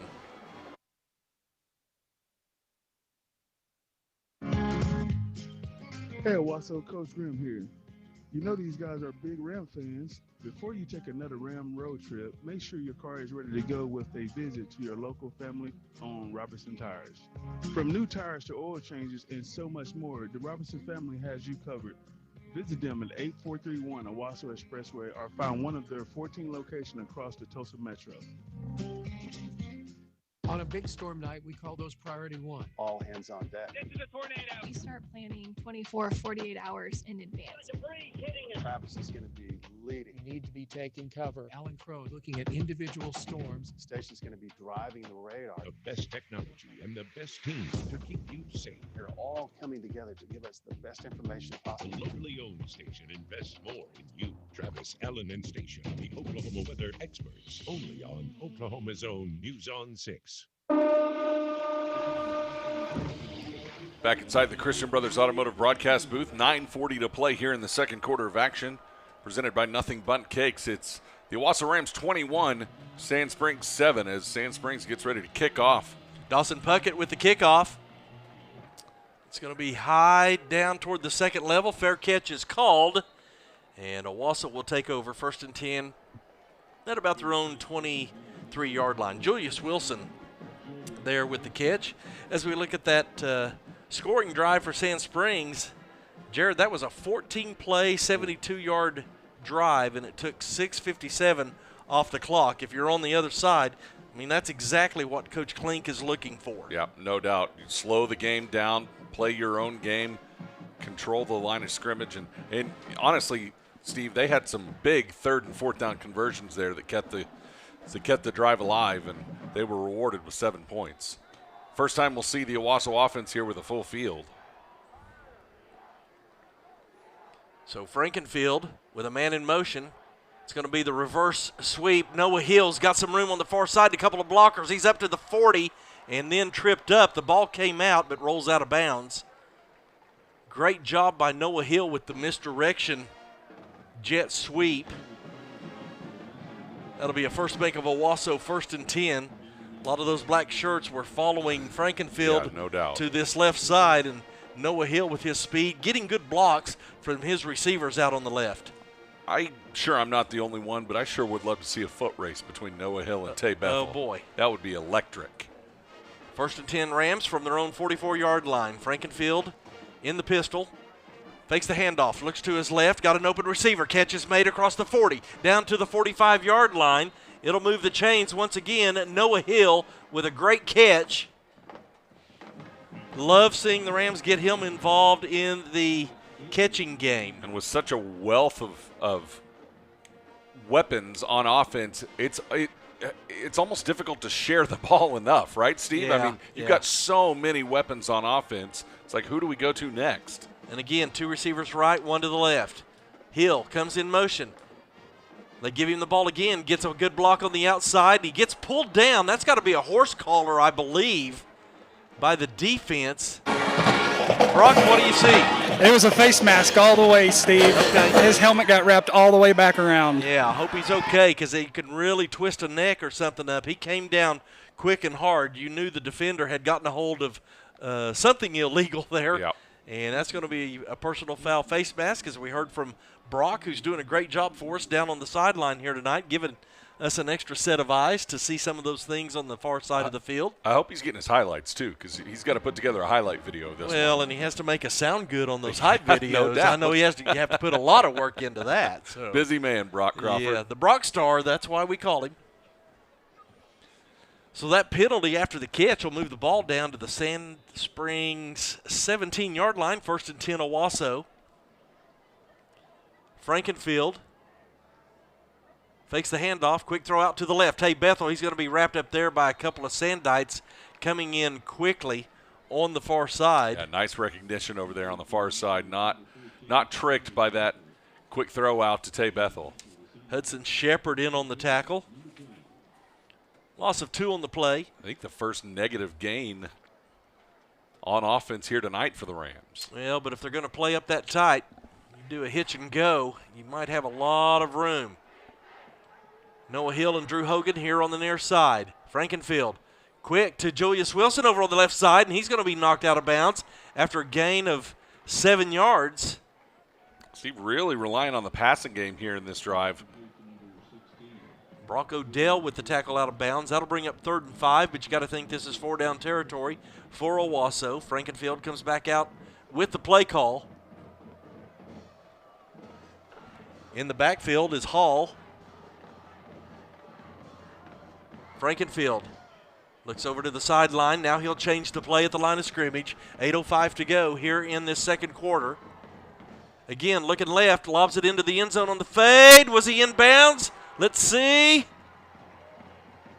Looking for an indicator. Touchdown, Owasso Rams. Julius Wilson again. We saw it last week in the game against Jinx. He does it again here tonight. What a way to finish the drive. Steve, he is such a big target. 6'4", 185. You can just throw it up. He's a basketball player too, by the way. He's got a great vertical. He didn't need it that time, but if he needs to, he can go up and get that one all day long. Noah Hill on for the extra point attempt. The hold is down, and Noah Hill right through the uprights extends the lead back to 21. 8:02 to go here in the second quarter. It's Owasso 28, Sand Springs 7. This is Ram football on 100.1 KYFM. Hello, Ram Nation. It's Coach Graham.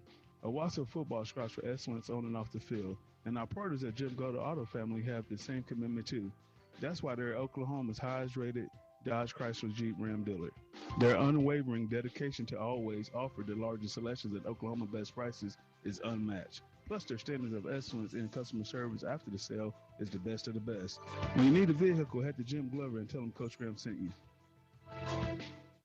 Money doesn't grow on trees, we're all told. Well, maybe you're barking up the wrong tree because performance checking from Communication Federal, oh, it grows like a weed. You see, performance checking at CFCU pays 5% APY, which makes your money grow fast. And there's no fees, no minimum balance, and you get a free debit card. So how about you make like a tree and leave your bank and switch to performance checking, only from Communication Federal Credit Union. Restrictions apply. See compedcu.org for details. Subject to credit union approval. Federally insured by NCUA.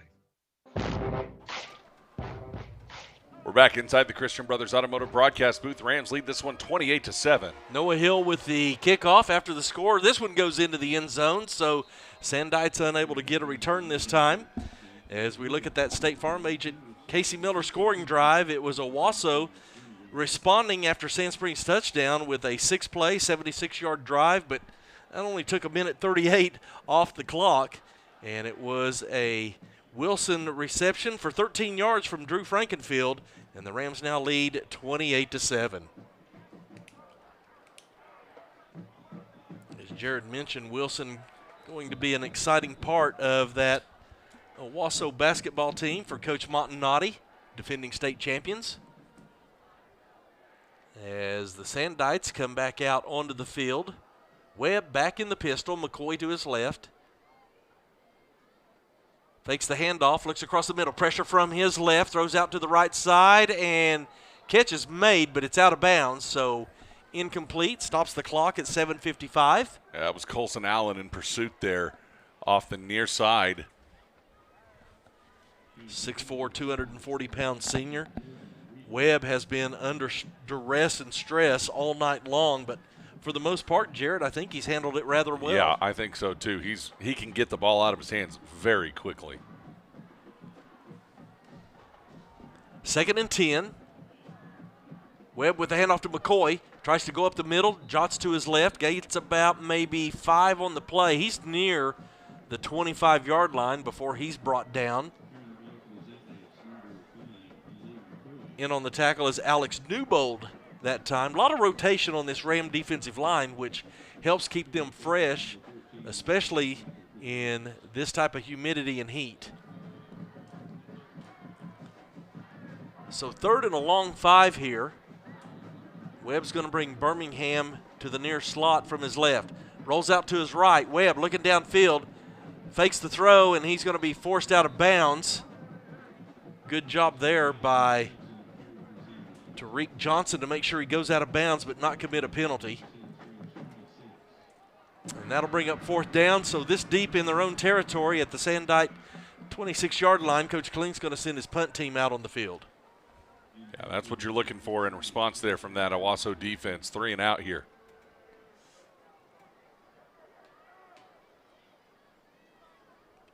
I believe that's Tay Bethel back at the Ram 40-yard line. Low snap, but the punt is up. It's a line drive. Bethel picks it up on the one hop, fakes right, goes to his left, cuts up the middle, and slips. He was going to try to make a cut just as he crossed midfield, back to his right, slipped down. If he's able to keep his feet, Jared, man. He had already cleared about 5-6 Sandites on that first move, and he might have had room here on the near side to return another one. Yeah, and Steve, I won't be surprised. That's the 3rd or 4th punt we've already seen by the Sandites, and each one is getting closer to a block. I wouldn't be surprised if the Rams were able to get a paw on one.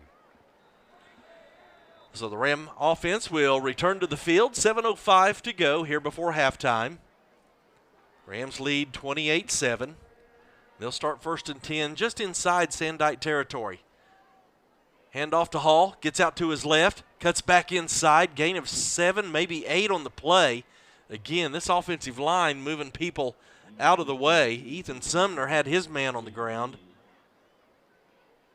And I love this from the Rams, Steve. Totally unselfish in the backfield.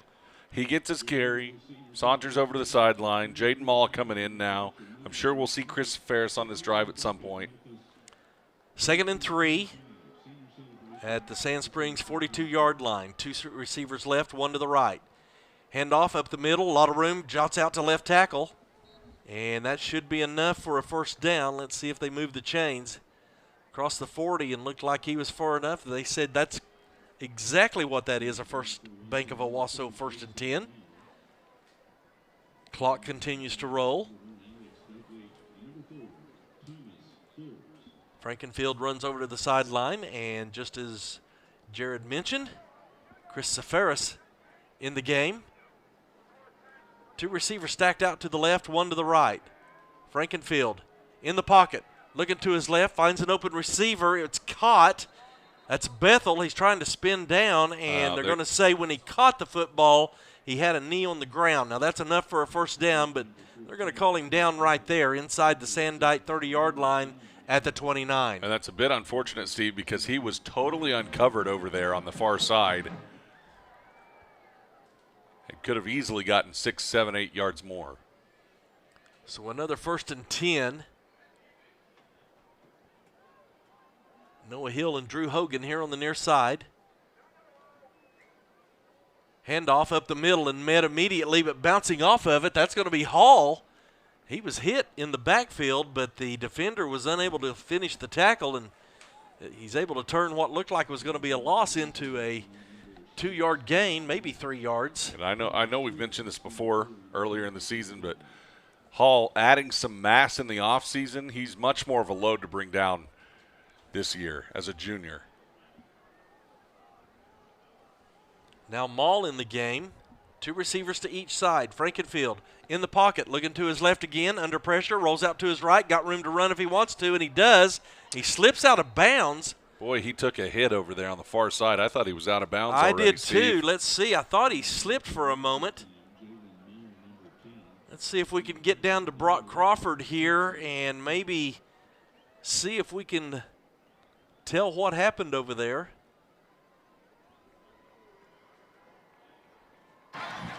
Brock, what'd you see? Yeah, Steve, it was pretty clean from down here. It was just a good tackle. Okay, appreciate that.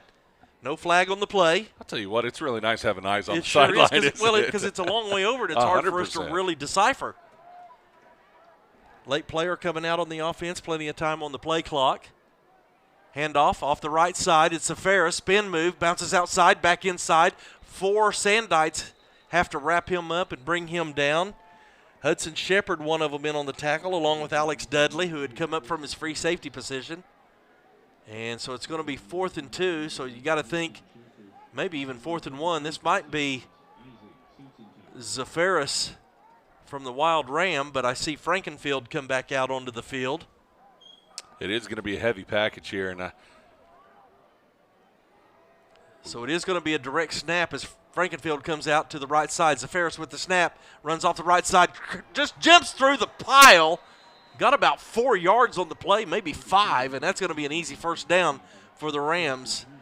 And not very often are you going to stop Zafaris on 2 yards or less. Did you watch that Texas State game last night, Steve, at all? I did not. They had a running back. It reminded me so much of Chris Zafaris, just not afraid to go downhill, find some contact. That time he didn't need to find contact, just hop right over the line and earn the first down. They have a pretty good head coach, don't they? Yeah, G.J. Kinney doing a nice job. There we go.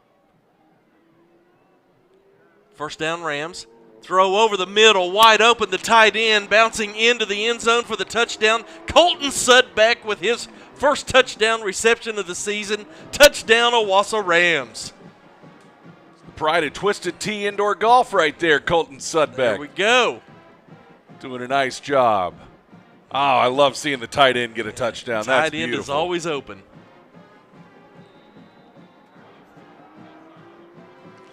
Noah Hill on for the extra point.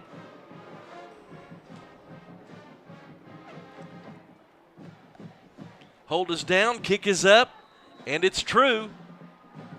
4:04 here before halftime, and Owasso leading comfortably 35-7 over the Sandites. This is Ram Football on your Owasso Sports Network. Discover the path to pain-free living at Restoration Chiropractic. Doctors Bryce and Allie Colt are Owasso graduates dedicated to restoring your body's balance and vitality. Their neurologically based care is non-invasive and designed to target aches and discomfort. New patients receive a complete consultation with neurological evaluation, any necessary x-rays, a doctor's report, and care recommendations for just $60. Call 918-212-0084. Restoration Chiropractic, proud supporters of Owasso Athletics. As Owasso's hometown community bank, First Bank of Owasso is a proud supporter of the Owasso Rams. Nearly 30% of its employees are Owasso High School alumni, and they are ready to serve you and your banking needs. First Bank of Owasso is in Owasso, for Owasso, and has been since 1962. First Bank of Owasso, member FDIC.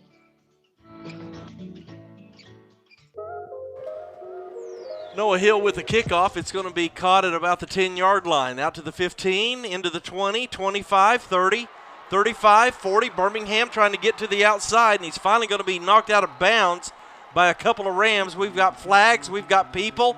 Birmingham being pushed back out onto the field. Little friendly shoving going on as he used to be an Owasso Ram. I'm sure he's excited about that, so they may be discussing where they're going to go eat after the game. Saying hello to his old former classmates there. That was a nice return there by Birmingham, though, and setting the Sandites up for an opportunity to try to strike back here before halftime. Birmingham showing his speed on that return. Let's see, as the referees will probably mark off, I'm assuming can only be a personal foul against the Rams. Yeah, I think it was a bit of a late hit there by the Rams. So Sandites are going to have a really nice field position here. You got some business tomorrow at Chapman Stadium? We do. 11 o'clock, Cowboys, Golden Hurricane. It should be a fun one. Who do you cheer for on that, bro? I cheer for who pays me There best. we go. Okay. Right now it's the Tulsa Golden Hurricane. Getting some NIL from anybody? First and 10 Sandites from the Ram 32-yard line after the penalty. Handoff. No, it's a fake and a throw over the middle, and it's going to be over the intended receiver. I believe that was Forbes again.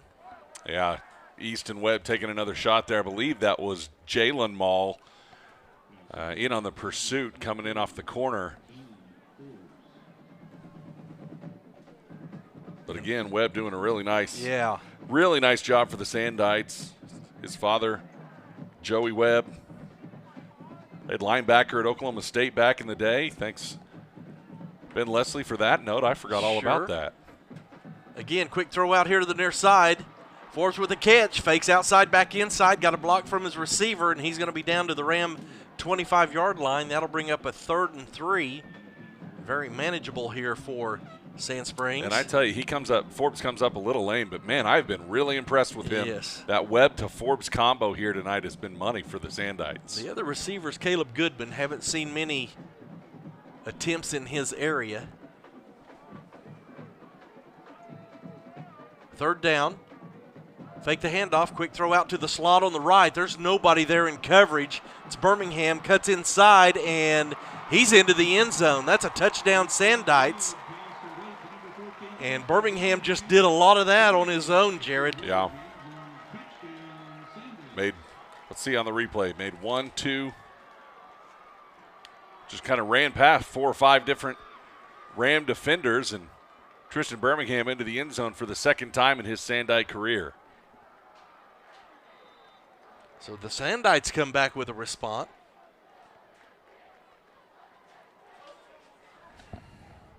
Sand Springs trying to get their extra point team out on the field. Dawson Puckett will attempt the extra point. I don't think the ball was snapped, Steve. Everybody moved, but the ball didn't go anywhere.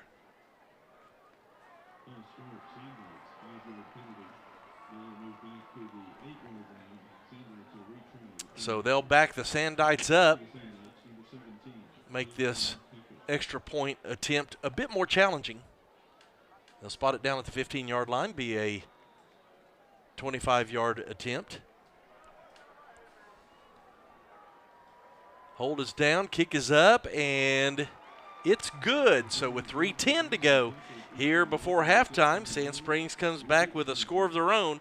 It's Owasso 35, Sand Springs 14. This is Ram Football on your Owasso Sports Network. Everyone loves saving money, but no one loves jumping through hoops. That's why with QT Pay from Quick Trip, you save on every trip and every gallon, every time you pay. That's instant savings on everything from snacks to drinks to fuel, just by using QT Pay. No blackout dates, no points, no hoops. So the only jumping you'll be doing is for joy every time you save with QT Pay. Join QT Pay through the QT app today. QT Pay. It just makes sense. Hey, Owasso, Coach Graham here. You know these guys are big Ram fans. Before you take another Ram road trip, make sure your car is ready to go with a visit to your local family-owned Robinson Tires. From new tires to oil changes and so much more, the Robinson family has you covered. Visit them at 8431 Owasso Expressway or find one of their 14 locations across the Tulsa Metro.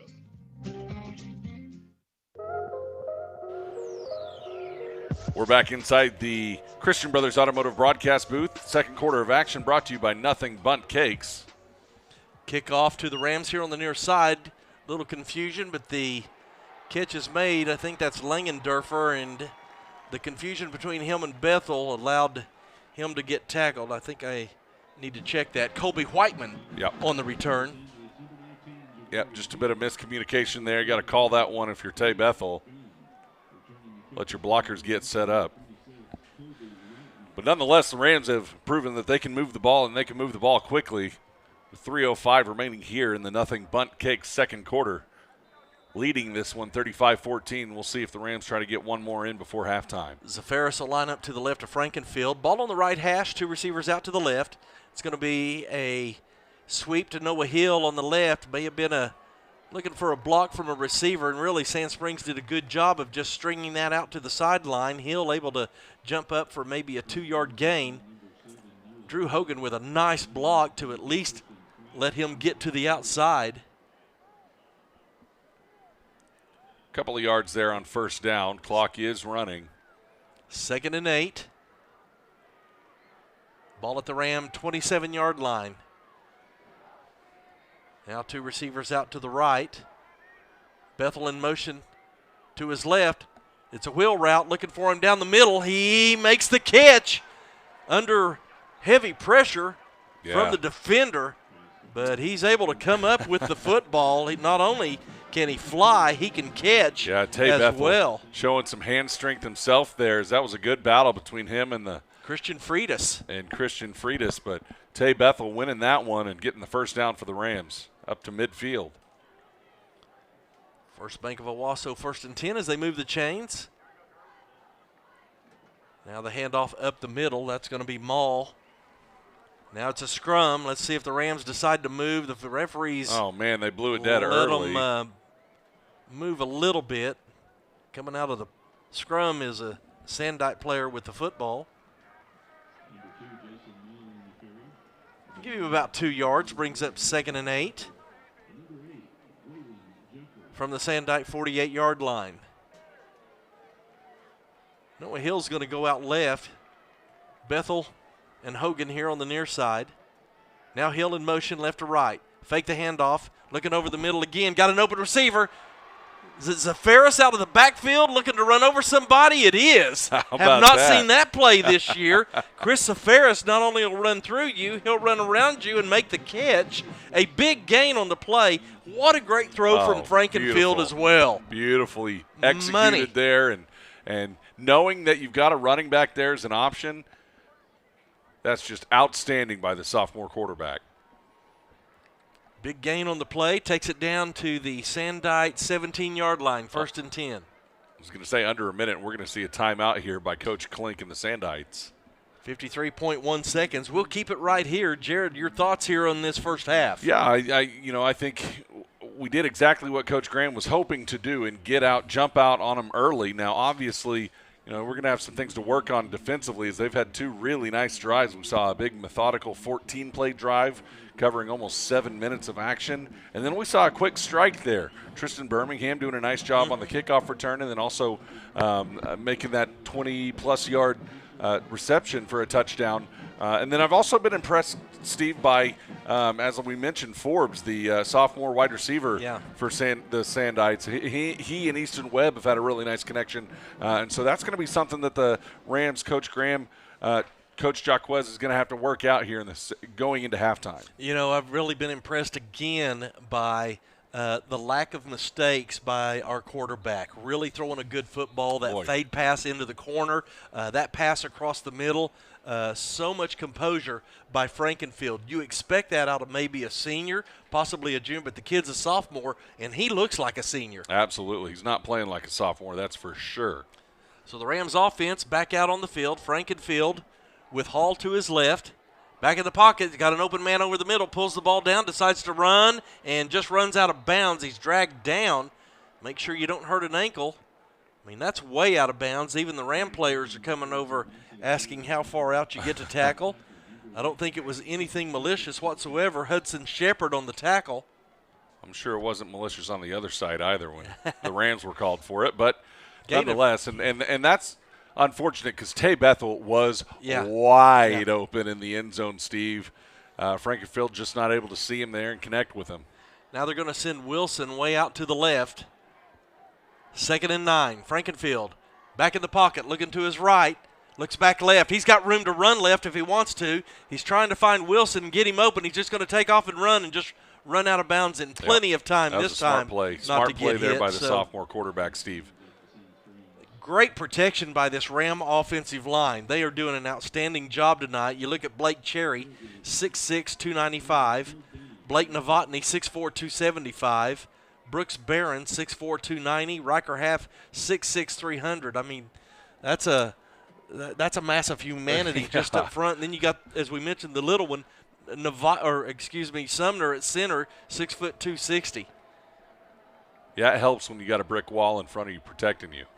2 receivers to each side.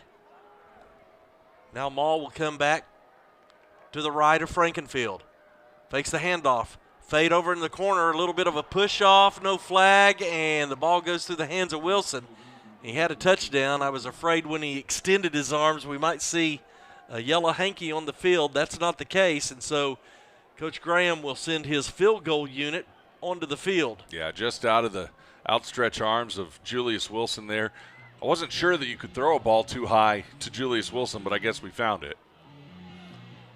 So the ball will be spotted on the hold at the 19-yard line. Call it a 29-yard field goal. Duffield with the snap. Hodges with the hold. The kick is up and no good. I think he may have pushed it to the right, so the Rams come up empty with 33.6 seconds to go here before halftime. We'll take a quick 30-second timeout as the Rams lead 35-14 over Sand Springs. When it's time to celebrate a sweet Owasso Ram victory, nothing will do quite like nothing but cakes. From personal buntlets to individual bunttinis for the entire team, you'll discover a bunt load of flavor for every occasion. Visit Nothing Bunt Cakes in Owasso, located in the Smith Farm Marketplace. Nothing Bunt Cakes, proud supporter of Owasso Athletics.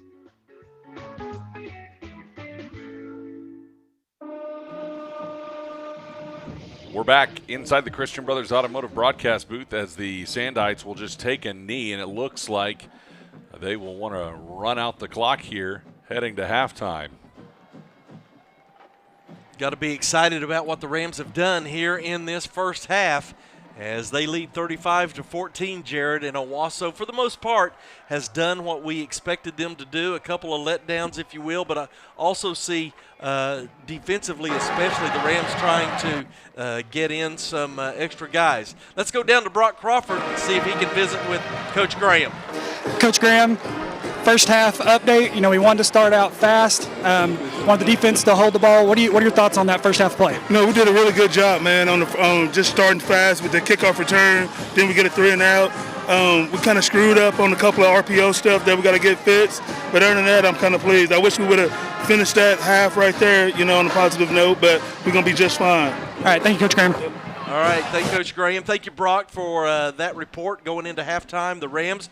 Jared, some quick thoughts before we get into our halftime show. Yeah, just like Coach Graham said, I thought the quick start was really what we were looking for. And if you had told me going into this game, hey, you're going to be up 35-14 at halftime, you take that all day, every day. And again, Steve, it's week 2. It's the third game of the season, but it's week 2. There's going to be things you're going to have to work on, right? So, yeah, all in all, I'm pretty pleased. Well, and you've come off of 2 huge emotional ball games.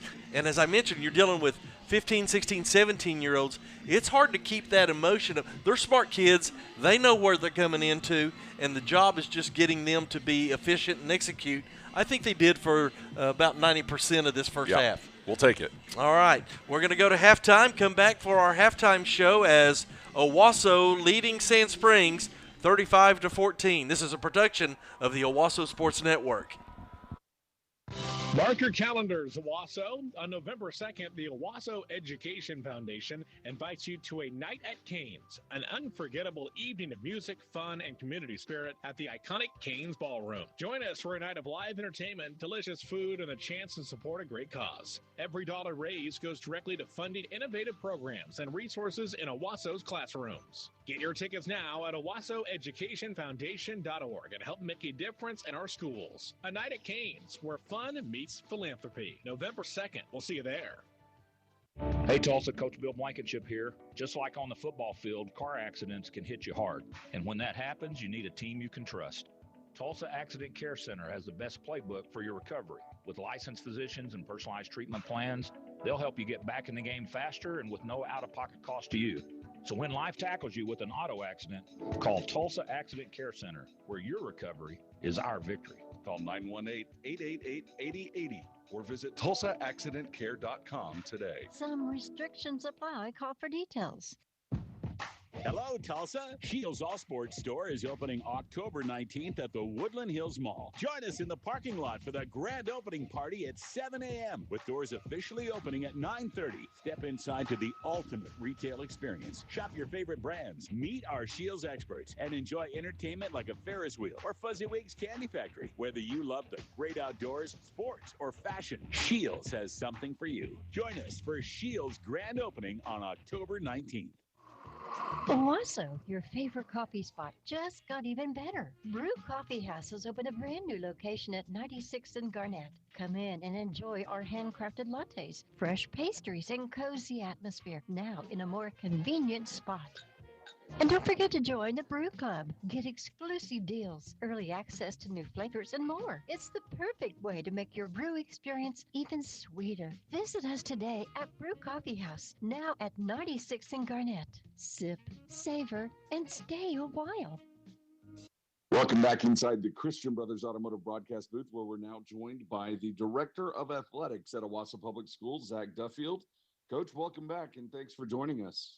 Absolutely, Jared. Appreciate the time to come up here and visit with you and Steve and Grant a little bit and talk about all great things of Owasso Rams. First of all, Coach, it's been, now we were here last year for a neutral site game, but it's been over 10 years since we visited Sand Springs for a true road game. I remember back when I was in school in the early 2000s coming over here, and we had some pretty heated battles, and it's always fun to come over here on the west side and get a game in, especially with a guy on the other side like Bobby Klink.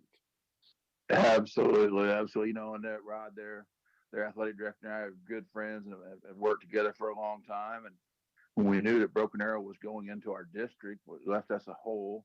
And we thought, hey, let's see if we can find somebody maybe that's not a juggernaut like, you know, the Jinx Unions, Broken Arrows that we normally play, Bixby's. And I'm not sure that getting Sand Springs was really what we were thinking. They've been so successful over here in the last few years. Bobby and his staff have done a great job.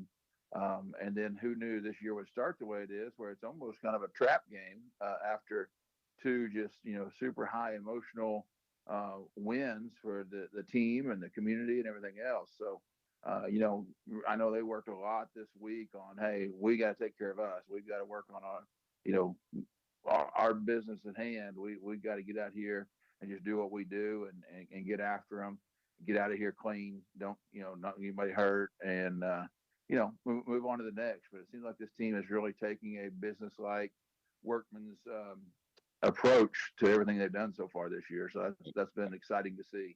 Absolutely. And props to Coach Klink and the rest of the squad for not backing down. I mean, they didn't have to play Bixby in week one. They didn't have to play Owasso in week two, but they did. And they're not afraid to play the big boys, even as a 6A2 school. So props to them. But yeah, absolutely. Hats off to them. You know, and I think that's part of that is from Bobby working with us. You know, as we kind of when we had, you know, Coach Blankenship was here, we kind of had that mentality of, if you want to be the best, you got to play the best. And if you can't win, then you got to get better. And I think people have seen that in Owasso, that all of a sudden the expectations every week are super high. But I would put our first 5 games up against anybody in the state maybe the country as far as degree of difficulty and the kind of teams we're playing. So, but yeah, I think Bobby, he brings some of that super hard-nosed defensive approach to his team, and they've always played hard, and we're seeing that here tonight. Coach, other sports in action in the fall season, why don't you fill us in on how the Rams and Lady Rams are doing across the board?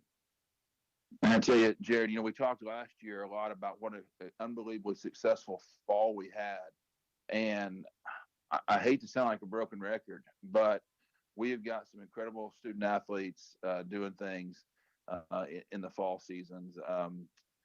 Just last night, our softball team beat Edmond Santa Fe 6-0 on a no-hitter, and they're 19-3 now. Volleyball had a good home win on Tuesday against Sand Springs.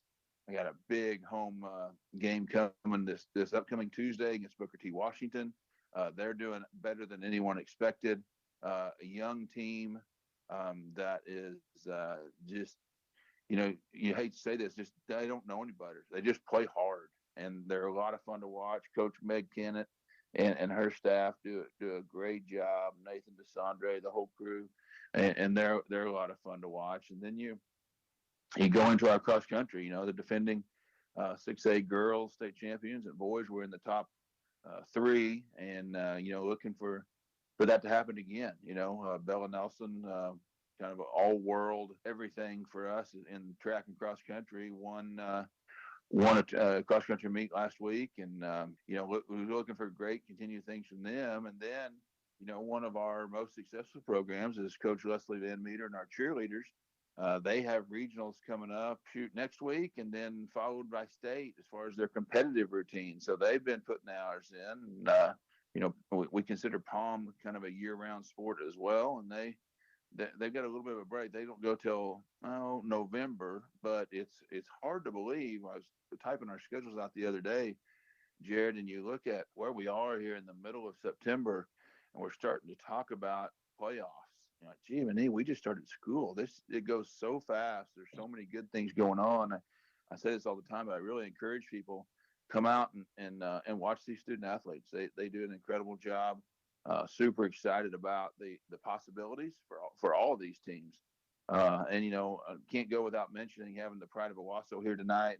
A little bit of a snafu in the scheduling with Sand Springs, but they're not marching tonight due to some stuff they had in pregame and halftime. They offered for them to go after the game, and that's not the greatest situation. So they said, no, we're just going to come support the team, and they're just playing like crazy up in the stands, and they're getting ready for their competitive season. And obviously the Saturday right after the Patriot Bowl with Broken Arrow is the 25th Owasso Invitational marching contest. And that's always a huge thing for not only for our band, our fine arts department, but for our community. The number of people they bring in, rivals, anything that we do in athletics. So excited to have all these things going. And David Gorm back in the saddle, replacing Chris Harris, who retired. And David was our previous band director, and I believe he was band director when you were going through school, Jared. But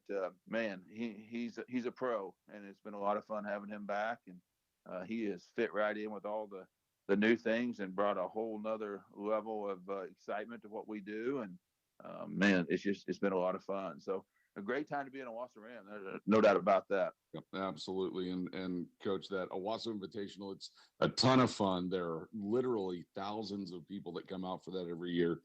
That's on Saturday, September 28th. But before that, Coach, we've got a week off of high school football before we get back to it.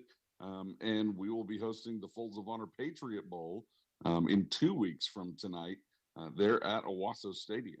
Yeah, always feels weird having a week off in high school football. It's a fairly new initiative, last 3 or 4 years, but I think it's really good. I think you get some games in, you see what you're good at, what you need to work on. You get a little time to heal up if you got some guys dinged up, and then you start district play. So that's always nice to get a little time, especially if you got some guys that have some nagging injuries. They get a little time to take off and then get going. And Broken Arrow, a much improved team. They do a great job. Obviously, Coach Blankenship's son, Josh, the head coach there, Dustin Smith, the athletic director, they do a really good job at Broken Arrow, and it'll be a big night. It'll be a lot of stuff. Folds of Honor Patriot Bowl sponsored by or driven by the Jim Glover Auto family. Jared and Christian Glover do. They're such great supporters, and we're excited to have them. Obviously, they're in Owasso, and every time I go by there, there's just a lot full of cars and people everywhere, and they certainly take care of folks and treat them right, and they're a great sponsor of ours. We love having them, and they understand what Folds of Honor is all about. They do a big drive each year and donate a portion of cars sold in the month of July, I believe, and give that back. They'll present that check before the game. We'll have Lieutenant Colonel Dan Rooney with Folds of Honor there. He'll be do our coin toss that night, and always a fun environment to have him and have the Glover family there, and all the excitement they bring. They'll have new cars there for people to look at. Obviously, we'd like to get some folks pushed up their direction to test drive some cars and see what kind of deal they can make if they're in the market for that. Yeah, absolutely, and they do quite the package on the Jeeps that they sell up there. They're pretty sweet. They're pretty amazing. And they are just a tremendous supporter of Owasso Athletics and Broken Arrow Athletics and Folds of Honor. If you haven't been out to an Owasso game, I encourage you, make that your first one, because you will not be disappointed at all. There's always so much happening. It's always a pretty good game. Owasso's got a pretty good track record in that game too, Coach. We've done pretty well. We talk a lot about the Glovers, Jared, but I'll tell you what, over time, it's kind of weird how things work out. We end up having some incredible sponsors and longevity and just good people that you want to partner with. But you start looking at some of our big sponsors. First Bank of Owasso, D. Sokolowski, an Owasso graduate, family's been here forever. They are the longest tenured sponsor of Owasso Athletics. I think they sponsor everything in Owasso, and such good people, and just take care of our community, our school district as a whole. Obviously, the Glovers, Tulsa Bone and Joint, great medical care. Dr. Ian Goodman, our team physician, one of the best I've ever been around.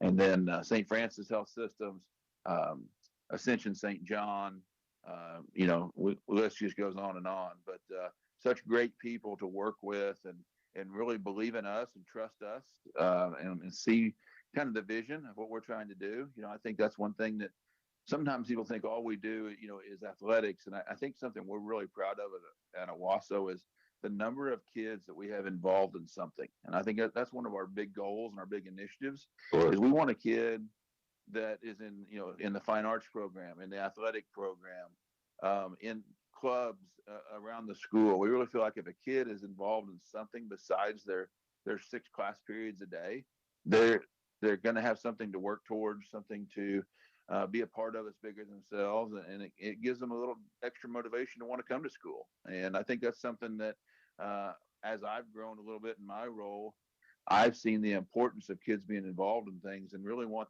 to push that and get kids out and get them involved. Obviously, in my role, as athletic director, that one's a little bit easier in that world. But man, there's so many great things going on at Owasso. We've had one of the best ag programs in the state for many, many years. And then fine arts, and you get into the number of clubs and organizations that our secondary schools offer currently. And I think one of our goals too is to figure out some of the new things that are out there, some of the esports and things like that are going on that are hot and kids are into, and how do we push that down even to the elementary level and get kids to want to be a part there, and just really, and that's how we've done in athletics. We've developed a program. If not for FOR, we wouldn't be able to do it, because we get kids wanting to be an Owasso Ram from the time they can come to school, and they want to be on this field on Friday night, and they want to be coming out of that tunnel with the helmet with horns on them. And I think that's something we've got a formula there. We just got to figure out how to use it in other areas. Absolutely, Coach. Well, we always thank you for the time, and we'll let you get back down to the field for the second half.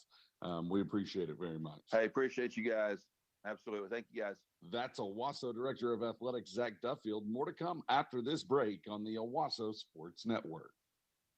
Looking for the ultimate adventure right here in Owasso? Look no further than Airtopia Adventure Park. Conquer the ninja course, tackle the high ropes, and test your agility in the vortex. There's something for everyone at Airtopia. Perfect for birthdays, team events, or a fun day out with family and friends. Join us at Airtopia Adventure Park, where every day is an adventure. Visit airtopiapark.com for more details. Airtopia, where the fun never stops. Located off 86th Street, across from Owasso High School. There's a reason Duralast Roofing Specialist has been voted Best Roofing Company for 4 years in a row by the Tulsa World and Tulsa people. With top-of-the-line service, the highest quality materials, and expertise at getting your claim paid properly. Go with Zach Harbaugh and Duralast Roofing Specialist. Call today at 918-906-7800. Again, that's 918-906-7800. Nice. Nice is the opposite of Monday. Nice lets you merge onto a crowded highway. Nice is Christian Brothers Automotive, where incredibly friendly people, extra clean service space, and a waiting courtesy car make all the difference. Drive into Christian Brothers for a brake or service check today. Keeping your family safe? Now that's nice. Christian Brothers Automotive. Nice difference. For a nice difference, visit Ray Adcock at Christian Brothers Automotive in Owasso at 96th Street in Garnett.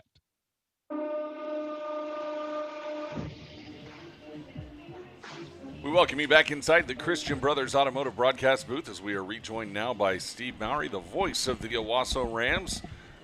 Owasso leading the Sand Springs Sandites 35-14 here at halftime. And Steve, we mentioned it before the break, but a quick start by the Rams, sputtering a little bit on defense on a couple of drives, letting the Sandites kind of hang around a little bit. But all in all, you'll take a 35-14 lead at half. Just an outstanding job by this offensive line. They've really dominated the line of scrimmage. They've moved the line of scrimmage.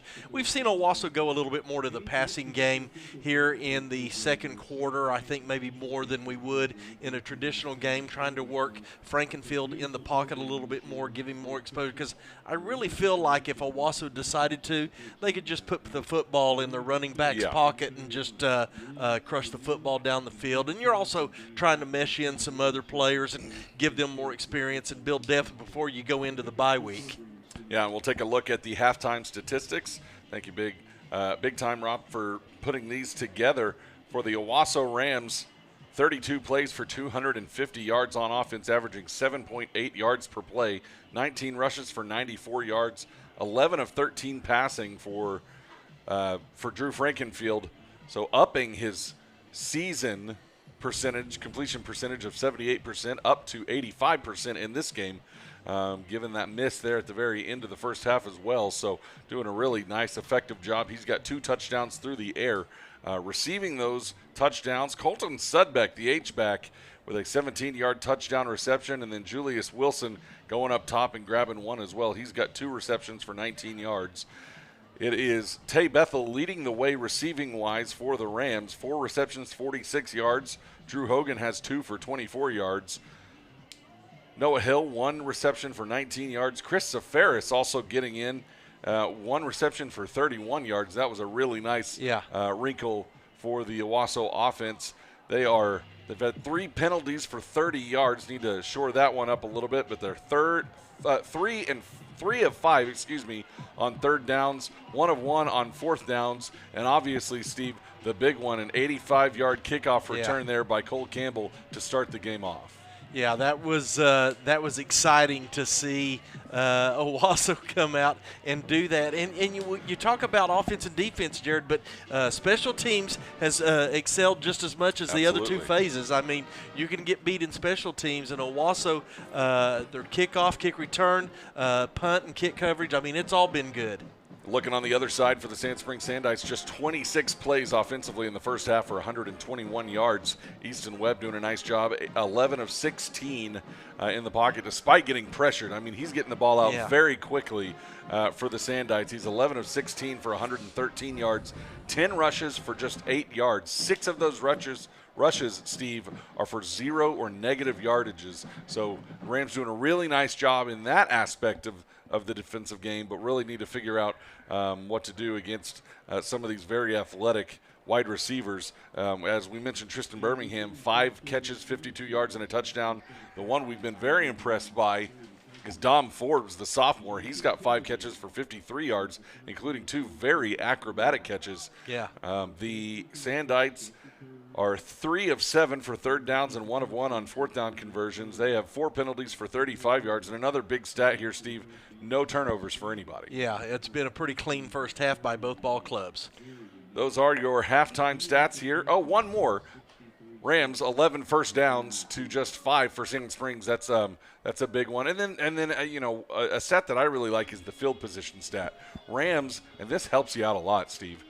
46-yard line is the average starting field position for the Owasso Rams, just the 21-yard line for the Sand Springs Sandites. So that helps you when you're only playing half a field. Well, that was one time after the punt return by Bethel. The Rams start 1st and 10 at the 14-yard line, and there aren't many teams in the state that are going to be able to stop this vaunted Owasso offense from that distance. And quickly, Steve, as we get ready for second half of action, let's get your second half adjustment sponsored by Restoration Chiropractic. Well, I think, like you said, Jared, just want to clean some things up a little bit.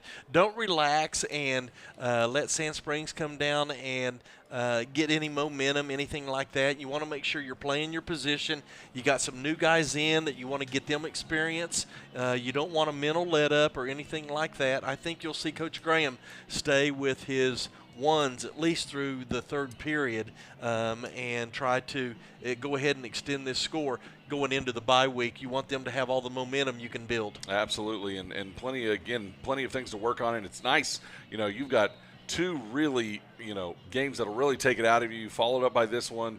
Got to keep your head in this game to make sure, it doesn't get closer than you feel comfortable with. But you've got that bye week coming, which is a great opportunity to work some things going into 2 more big games in Broken Arrow and Union on the back half of September. But, Steve, that is our second half adjustment sponsored by Restoration Chiropractic.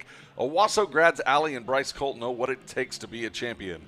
Go see Dr. Allie and Dr. Bryce at Restoration Chiropractic in the Tyann Plaza today. I think you've got some scores from around Class 6A. Some interesting scores around the area. This one's very interesting to me. I thought we would see more offense in this game in the backyard brawl. Jinx and Union, they're at halftime, and who would have predicted 3-0 would be the score. Yeah. The Redhawks over the Trojans. They just started third quarter action. Mustang and Broken Arrow at a tussle over on the other side of Oklahoma City. Mustang leading BA 21-20 right now. The surprise score of the night, even though this is 6A2, Stillwater, who upset Union in overtime last week, they trail Enid 23-10 at halftime, and a lot of the prognosticators thought this would be a trap game for the Pioneers, and certainly that seems to be the case here. Moore leads Southmore 24-6. Norman over Edmond Santa Fe, a future opponent of the Rams, is the Wolves. Norman leading that game 27-7. Edmond North trailing Edmond Memorial 22-10. We know Edmond Memorial will be a tough foe. Great quarterback over for us. Yeah. Yukon leads Sapulpa 7-0. Deer Creek, a team that we need to be aware of as well. They lead Norman North 21-3, and that rounds out the 6A1 scores. Our third quarter sponsor here tonight is Eagle Window Tint.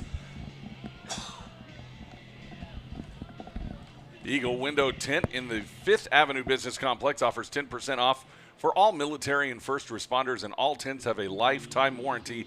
Only at Eagle Window Tint, proud supporters of Owasso Athletics, and we thank them very much for being our third quarter sponsor here tonight. The Rams are going to kick it off to start off the second half. They lead this one 35-14. Steve, take it away. Noah Hill's going to tee it up for the Rams, and they'll be going left to right on your radio dial.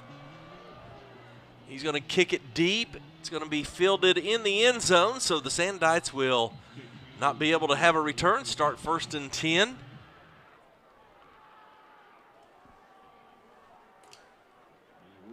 Coach Klink still encouraging his troops. Good crowd again here tonight. Good crowd for Sand Springs. Jared, we've had really good community support yes, sir. For the last 3 Owasso games, and this lines up right with that as the offense for the Sandites being called out onto the field. Yeah, long huddle there. Yeah. By Coach Klink and staff. Haven't started the play clock yet, so they've got plenty of time as they jog out in position. 1st and 10 from their own 20-yard line. Easton Webb, the quarterback, he's had a nice night. Rams have had pressure on him all evening, and he's dealt with it well. Handoff to McCoy here on the near side. Jukes to the outside, and he gets a big gain on 1st down, almost 9 yards. He's near the 30-yard line. Let's see where they spot it. We've got a cramping Sandite on the far hash mark, Steve, but a nice job there by McCoy, really trying to get anything going in the running game, help open up that passing game for Easton Webb. So we'll have an injury timeout. We'll take a 1-minute timeout. This is Ram Football on your Owasso Sports Network. Let's talk about Rambo's mandatory dance policy. So we have checking accounts, we have savings accounts. Oh, we have money market accounts. What are you doing? We just have to dance every 5 minutes or so. Or else. Or else what? Oh, nothing. It's fine. Everything's fine.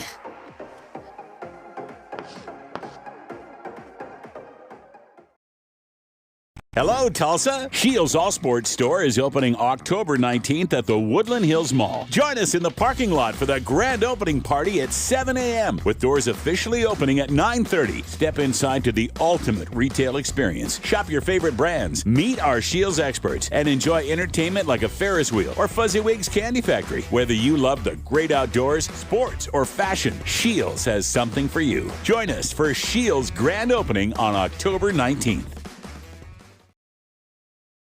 To Memorial Stadium as the left guard, Michael Moore, a junior. As Jared mentioned, looks like he's having a cramp issue. We didn't talk about it, Jared, but, Sand Springs is missing their vaunted offensive lineman, Riley Kester, who transferred over to Jinx. We saw him last week, so certainly leaves a hole for Coach Klink. 2nd and 1. Webb, that may be Forbes back in the Wildcat formation. He's close to the 30. They're going to say he's up to the 31, so it'll be a 1st down for the Sandites. And that was who it was, Dom Forbes. He converted there, but that was a nice job by the Rams adjusting. We saw that in the first half and frankly totally missed it as he was able to jaunt his way into the end zone. And a good job, good adjustment there by this Ram defense. Now Easton Webb back in at quarterback. McCoy to his left. 2 receivers left, 1 to the right. Rams creeping up to the line of scrimmage. Hand off to McCoy. Tries to run to the left side. Nothing there. Flag in the backfield. And the tackle is made. It's Alexander in on the tackle. Sandites finding some success on the left side, albeit a holding penalty.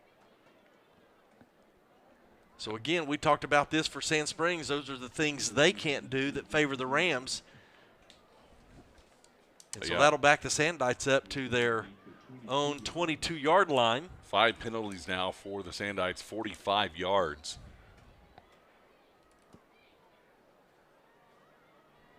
Call it 1st and 20.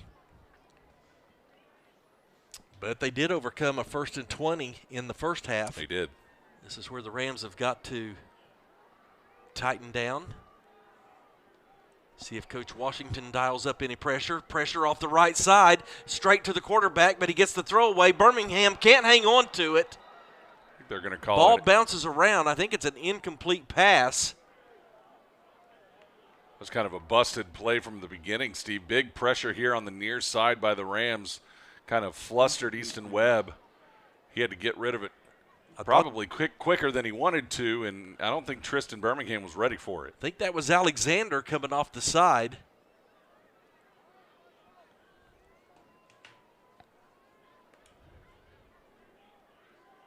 Second down. Webb in the pistol. Takes the snap, throws out quickly to his right side, and knocked out of bounds immediately. Again, great job defensively by these Ram corners. Bryson Brown, he's had a good game here tonight. In case you missed it earlier, Rams will have a bye week next week, so don't try to find us. We won't be in an office. We won't be here, but we will be at breakfast with That's Coach true. Graham. Oh, yeah. On Wednesday morning at Trails Inn Barbecue. And it's a good time. You can ask Coach Graham any question you like. Side snap. Webb reels that in. He throws one long down here on the far near side, and the ball goes out of bounds. Birmingham, his intended receiver, but good coverage there by Langendorfer. Yeah, that was tremendous coverage by Carter Langendorfer and not allowing Birmingham to adjust and come back to that ball. I think it was out of bounds anyway. He wouldn't have been able to catch it, but that was just really nice coverage there by Carter Langendorfer. That'll bring up 4th down, force Sand Springs into an apparent punt. They'll line up on their own 16-yard line.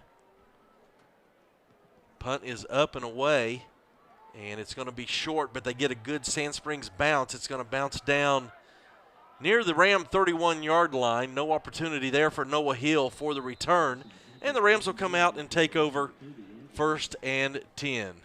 And, Steve, this is where we've seen in the last 2 games against the Spartans and the Trojans where the Rams can really assert their dominance in a ball game. They've been wearing down this Sand Springs defense. I mean, look at the size difference. Yeah. You can see it from up here. It's pretty remarkable to see the size difference between that offensive line and the guys lining up across from them. And I expect the Rams to kind of try to shove it down their throat here. Fake the handoff, throw out to Noah Hill, gets a good block on the outside. He's got room outside to the 50, 45-40, 35-30, 20, 10. Touchdown, Owasso Rams. Noah Hill with the short reception, and his speed down the sideline is too much for the Sandites to catch up. He's like lightning. That fast, and that's how the Rams can strike. Well, that's one way to shove it down their throat. It wasn't how I expected it, but one play, 70 yards, Noah Hill to the house. Now he'll have to take a breather and come out and get the extra point. Steps it off. Hold is down, and the kick is no good. May have been fatigue. Yeah, off to the left again there, Steve. It's the second time he's missed to the left side, but can you blame the kid? As it is with 10:25 to go here in the third quarter on one play, 70 yards, Noah Hill to the end zone. Rams lead 41-14 over the Sandites. This is Ram Football on 100.1 KYFM. Tulsa Bone & Joint is proud to serve as team orthopedist for the Owasso Rams. Our expert sports medicine physicians and athletic trainers are on the sideline in case you need us. Dr. Ian Goodman and Dr. Caleb Dunley serve as team physicians for the Rams and see patients right here in Owasso. Tulsa Bone & Joint physicians and physical therapists are nearby to serve you and your family. We wish the Owasso Rams a safe and successful football season. Tulsa Bone & Joint, moving life forward. Hey, Owasso, Coach Graham here. You know these guys are big Ram fans. Before you take another Ram road trip, make sure your car is ready to go with a visit to your local family-owned Robertson Tires. From new tires to oil changes and so much more, the Robertson family has you covered. Visit them at 8431 Owasso Expressway or find one of their 14 locations across the Tulsa Metro. On the kickoff, the Sandites able to catch and return outside the 20-yard line to the 23. Well, they were start 1st and 10, and Jared, I'm not sure that I've ever can remember Owasso scoring on their first play of the first half and their first play of the second half, a big play by Noah Hill. It's about as efficient as you can get. I remember a couple of seasons ago, I remember us coming out and scoring, I think, 4 touchdowns in 5 offensive plays or something like that at Owasso Stadium. I think that was that 2019 team maybe. But, yeah, it's as efficient as you can get, and on long plays, too. 85-yard kickoff return and a 70-yard passing touchdown. Usually think of Cole Adams on a play like that. Throw out here to the near side. Forbes on the reception. He's hit immediately just beyond the 25-yard line. Brown again in on the tackle along with Hodges. Riker Ogg in the vicinity as well. These Rams, we talked about it last week, very good at pursuit. And that's what Coach Graham, Coach Washington want to see from the defense are white shirts around the football. Yep, 11 hats to the ball all the time, Steve. And, again, You can catch the ball, but we're not going to give you anything after that. Gain of maybe 4 on the play. Fakes the throw out to the left, looking downfield. Webb's going to launch one deep. Coming back for it is Birmingham. He's out of bounds, and we're going to get a flag. Boy. Well, there was a lot of contact there, Steve, but the ball was well out of bounds. Cole Campbell was there in coverage along with Riker Ogg, but bit of a bailout there because he just threw a prayer up. Yeah. And that's one of those you're thinking in your head, just turn around. Right. And unfortunately, the Rams didn't turn around instead, a lot of contact, and that'll be 15 yards and a first down. It's not a spot foul in high school. A lot of these guys are coming down. I don't know about you. I can't stand the spot foul. I don't like it on either. The pass No. interference. No. 15 yards is plenty. I agree. I'm sure the Miami Dolphins think that as well. Handoff up the middle. McCoy bounces to the outside, goes to the right, and he's hit hard. Langendorfer comes up, can't quite finish him, but it certainly slowed him down and let his friends come up to finish the tackle. Carter Langendorfer having a game on defense here tonight. He really is. He's all over the place, and Ali McCoy had a lot of space on that far side over there, Steve, but Langendorfer closed very quickly and mitigated the damage. Gain of 7 on the play, brings up 3rd and 7 from the 49-yard line of the Sandites. Webb looking to throw left, now goes back to the right, throws it to the sideline, it's intercepted. His receiver went deep, the throw was short, and the pick was made by Bryson Brown. He's been sniffing one of those all night long, and he came up with a nice one there. Rams' 3rd interception of the season there, and you love to see it from the young man, Bryson Brown. Been working hard all night long, and he gets the treasure off of that. And again, Steve, Rams just responding. They hit, we hit back. Great job by Bryson Brown and that Owasso Ram defense. Another short field here for the offense. Rams take over at their own 48-yard line. Ball is on the ground. Frankenfield picks it up, spins, throws it to the outside, down to the ground. That play was doomed from the beginning. I think we're glad it was just an incomplete pass.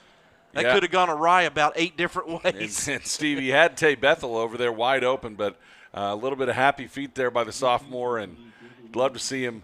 You know, it's a frantic situation, and it's easier to call it like it is up here, but you'd love to see him set his hips and just, make a nice, easy pass over there to Tay Bethel and let him do his work. May have been hearing some false footsteps as well. Now the handoff up the middle, off the right tackle. Gain of 4 on the play.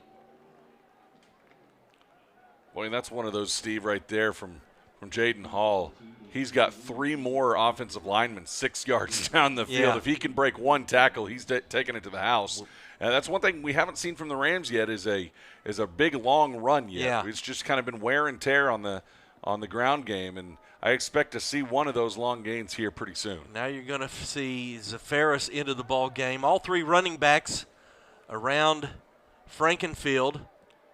Single receivers to each side. Frankenfield back in the pocket under pressure. He's going to be wrapped up. Tries to throw it to a receiver. It bounces off the ground, and Frankenfield was just fortunate not to take the sack. And so the Rams into a 4th down. Coach Klink bringing pressure up the middle that time, and one of the Sandites had a free run, but a good job by the sophomore just to save the yardage. Yeah, that was a nice job by Coach Klink to bring the pressure on that 3rd down. I mean, we haven't seen many 3rd down in mid or long situations there. But a good job by Frankenfield to find a receiver and just throw it at his feet. First punt of the night for the Rams with 8:13 to go here in the 3rd. Noah Hill with a nice deep punt. Let's see where this goes. Bounces at the 10, rolls right at the 5, down at the 4-yard line.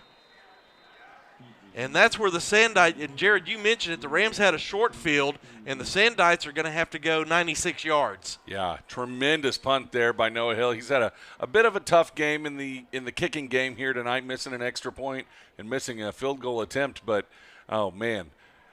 70-yard touchdown run makes up for it, though. Yeah, that makes up for it. And if you only have 1 punt in the night, that's the one you want to have. 8:13 to go here in this third quarter. It's Owasso 41, Sand Springs 14. You know, Steve, this is what I call the third quarter lull. Yep. Just kind of back and forth. Let's see some action here. See what the Rams can do with Sandites back to the wall. So Webb in the pistol formation will be right at the goal line. Fakes the handoff, looking out to his right. He's going to go long, and they've got a receiver open, and let's see. And the reception is made. That's a great catch by Dom Forbes. Man, he wasn't sure who came up with it. Jared, is really Owasso covered that about as well as you could. Yeah, that was a good battle there by he and B.B. Brown. But, man, Dom Forbes, for a sophomore, he's been incredibly impressive to me tonight. Bold call by Coach Klink No from your doubt. end zone, but when you got a quarterback like Easton Webb, you can do that. 1st and 10 at the Sandite 46. Handoff up the middle. Wow. Nowhere to go as McCoy is met in the backfield. Yeah, I think that was Cam Miller, I Steve, believe. linebacker, that got a tremendous jump on the snap. I wonder if that center's got a tell because he read that perfectly. Came off the edge, able to get an ankle and bring down McCoy in the backfield. Loss of 2 on the play brings up 2nd and 12.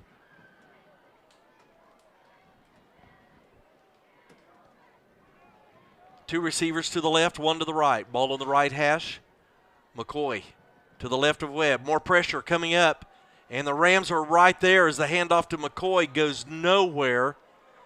Smith on the tackle. Yeah, he's got to have a tell or something because you saw both linebackers coming off the edge there.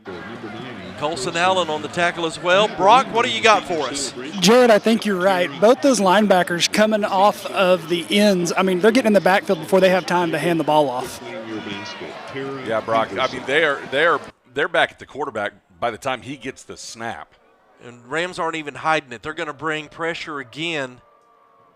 And now they're going to snap the ball. Webb forced out of the pocket, rolls out to his right, throws the ball out of bounds. Nobody able to make a catch as that ball falls incomplete.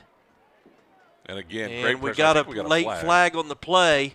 That may go against Sand Springs, against Easton Webb as unsportsmanlike conduct. I don't want to speculate too much here, but the Rams were applauding the call.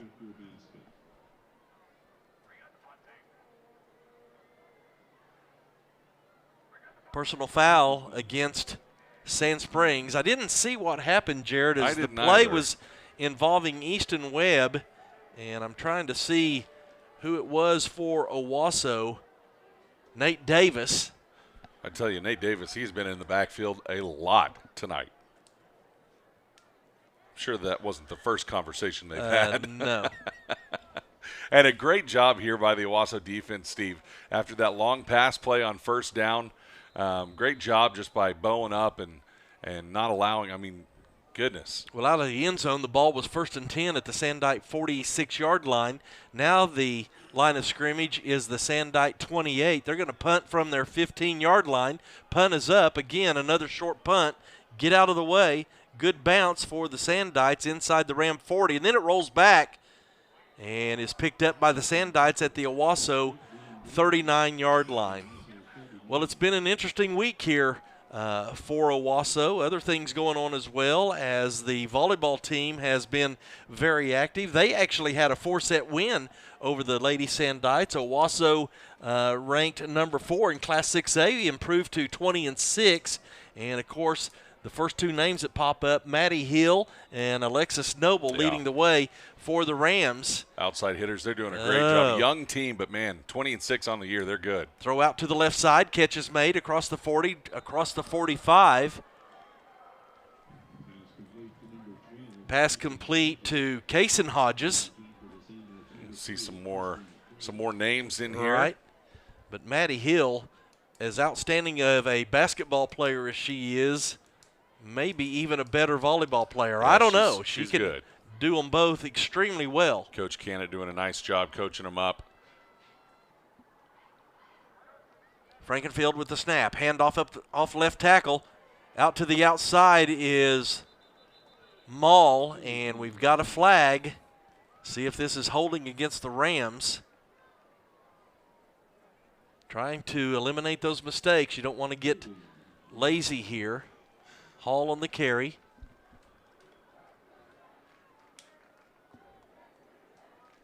Clock stopped at 6:07. 41-14 Rams lead. Union's gone up with a score over Jinx, 9-0 now. Man, interesting ball game over there. Yeah. I didn't exactly expect that one. And I really don't know what to expect with Broken Arrow or Union. Oh, my gosh, I know.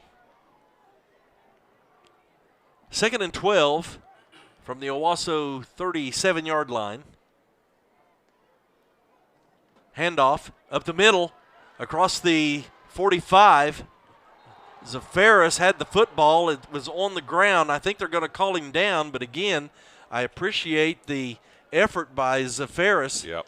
But ball protection, ball security is most important. Extra effort, and they're gonna detract him a yard on the fumble with that spot. Just got to be careful on those spins because many times, as we saw right there, when they throw you on your back, your elbow can hit the ground or the ball can come out before. So the Rams fortunate to maintain possession. Yeah, you spin like that, you can get hit from the backside. That's right. They can throw you down easily. Got to be careful there. 3rd and 2. Handoff on the left side, trying to fight for the first down, and the Ram offensive line, again, we've talked about it all night, moving the line of scrimmage, and that's going to move the chains. First Bank of Owasso, 1st and 10. Let's see if that clears up the offense a little bit. We've been a bit stagnant here coming out after that big pass play this last drive and a half. Maul on the carry there. Now we'll see Hall back in the ball game. Seeing the offense slow down a little bit, but Julius Wilson, Drew Hogan on the left side. They bring Kason Hodges across. Frankenfield throws a screen underneath. Catch is made. 45-40, 35-30. He's got some room at the 20, 15-10, and knocked out of bounds inside the 10-yard line. Outstanding run by Maul after the catch on the middle screen. Everyone was going out to the outside.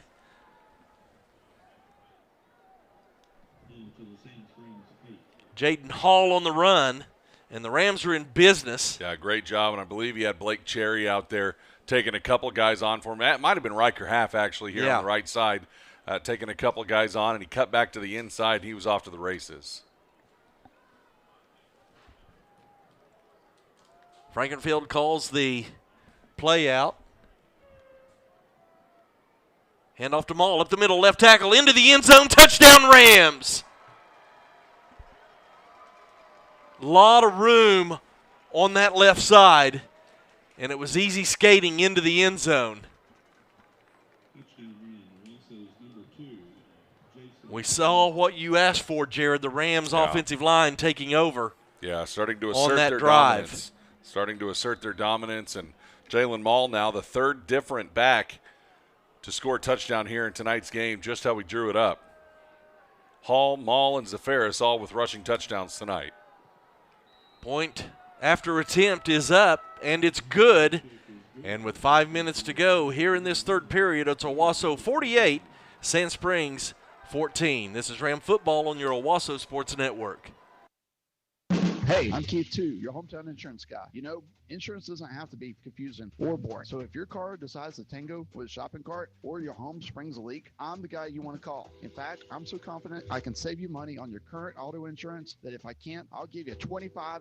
Yep, you heard me right. $25 straight from my pocket to yours. So when life throws you a curveball, just call me, Keith 2, at 918-928-4545 or visit me online at owassoinsuranceguy.com. Go Rams! In the past 7 years, First Bank of Owasso has invested over $400,000 in Owasso Public Schools.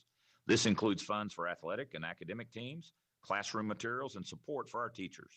Discover the First Bank of Owasso difference by visiting one of their 3 convenient Owasso locations or by visiting firstbank.net.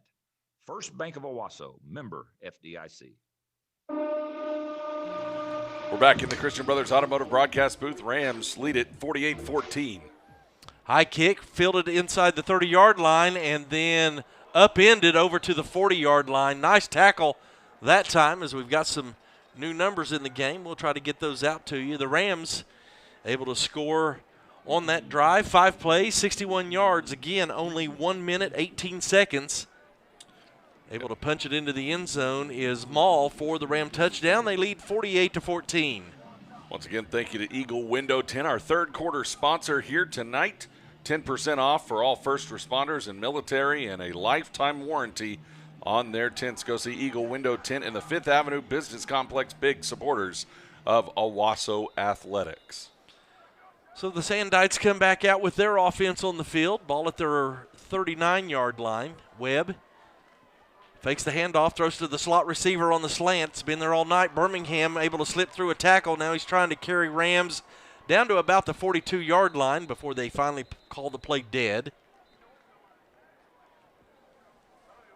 I haven't been familiar with the young man Birmingham, transferred over from Owasso to Sand Springs, but I can see as a sophomore the potential that he has here for Coach Klink and this Sandite offensive ball club. Yeah, a nice young man, too. I remember chatting with him a few times last year during basketball season, and nice young man, great athlete. Hand off to McCoy, trying to go left, be patient behind his tackle, and then darts back up inside across the 40. And you said, Steve, a lot of new numbers here getting some action as we approach the end of the third quarter here. 4 minutes and change left to the end of the third quarter, and we're going to have an injury, an Owasso injury on the far hash mark. Try to see who that is. Again, it looks like a cramp down on the field the way they're holding his foot. Well, see, let's keep it here. You mentioned the volleyball team having a great season. Yeah. Owasso Lady Rams softball also having a tremendous season, as we expected. I mean, they're just loaded with talent every single year. Having a big win again last night. Yeah. And, man, they're just a rolling no-hitter. as well. A no-hitter, yeah, they're rolling. Presley Downing threw the no-hitter last night. She now has 129 strikeouts on the season. Her ERA is 1.6. I got some information from Coach Shane Eicher today. He's got 8 hitters hitting over 300. Wow. And, of course, J.L. Austin, another Lady Ram basketball player, she's hitting 574. KK Knight, 571. Addie Drummond, 508. And 6 out of the 9 seniors have committed to play college softball next year. So doing an amazing job. Again, you got to think they're going to make a run to a state championship. Hand off to McCoy up the middle, and he's going to be tackled at the 39-yard line. Presley not only pitching, but she's hitting 462. That's pretty good. Yeah. Coach Eicher in his 23rd season, I told him, I said, man, you're old. Hey, he said, we both are. And I agree with it. But I can remember watching him play sports, so I'm older. I won't say that, but I will say that he was a teacher at the 7th grade center when I was in 7th grade. So, but he's aged very nicely. Yes. Yeah. For being out in the sun so much, he's aged Hall of really Famer. nicely. He's a Hall of Famer. Webb rolls out to his right. It's a moving pocket, throws it out to Birmingham, who makes the catch, and immediately he's knocked out of bounds. Out in coverage. I'm going to go back to that last. Jalen Maul. I'm going to go back to that last play real quick, Steve. Alex Newbold doing a really nice job on Allie McCoy, bringing him down solo here on the near side. And that was a nice pass over there to Tristan Birmingham to convert the first down. By the way, I think the Lady Rams softball team down to their last month, so be sure and come out and see them because they are loaded once again. I got some big games coming up too, Steve. Leading in their district, but still some important games left to play in the standings. 1st and 10, Sandites. Webb throws the middle screen to McCoy. He's met immediately there at the 32-yard line. Ashton Smith on the tackle. Wasn't fooled by any of the eye candy that was being moved around as he met the receiver as soon as the catch was made. Yeah, that was beautifully covered by Ashton Smith. Great pressure on the quarterback, and just a nice job by this Ram defense. 2:44 and the clock rolling here in this third quarter. 48-14 Rams lead. Sandites moving the football on this drive. 2nd and 9 from the Ram 31. Handoff to McCoy, and he's met in the backfield again. Can't finish it. Initially, he was hit by Cam Miller. You've called his name a lot tonight, Jared. And then the finish. I believe Riker Ogg came up for the assist. While we're handing out accolades, Steve, got to give a shout-out to Bella Nelson, Lady Rams cross country. She got a victory over at Mohawk Park last week, I believe. She's unbelievable. Yeah, that's she's what incredible. So great job, Bella, on that achievement over at Mohawk Park. 3rd and 9. Webb back in the pocket. Got good protection that time. Throw over the middle, and the catch is made. Hit immediately, but the reception, that was Dom Forbes again. He's been the go-to receiver tonight for Webb, and they've got a good connection going here. That'll be enough to move the chains. 1st and 10 at the Owasso 19-yard line.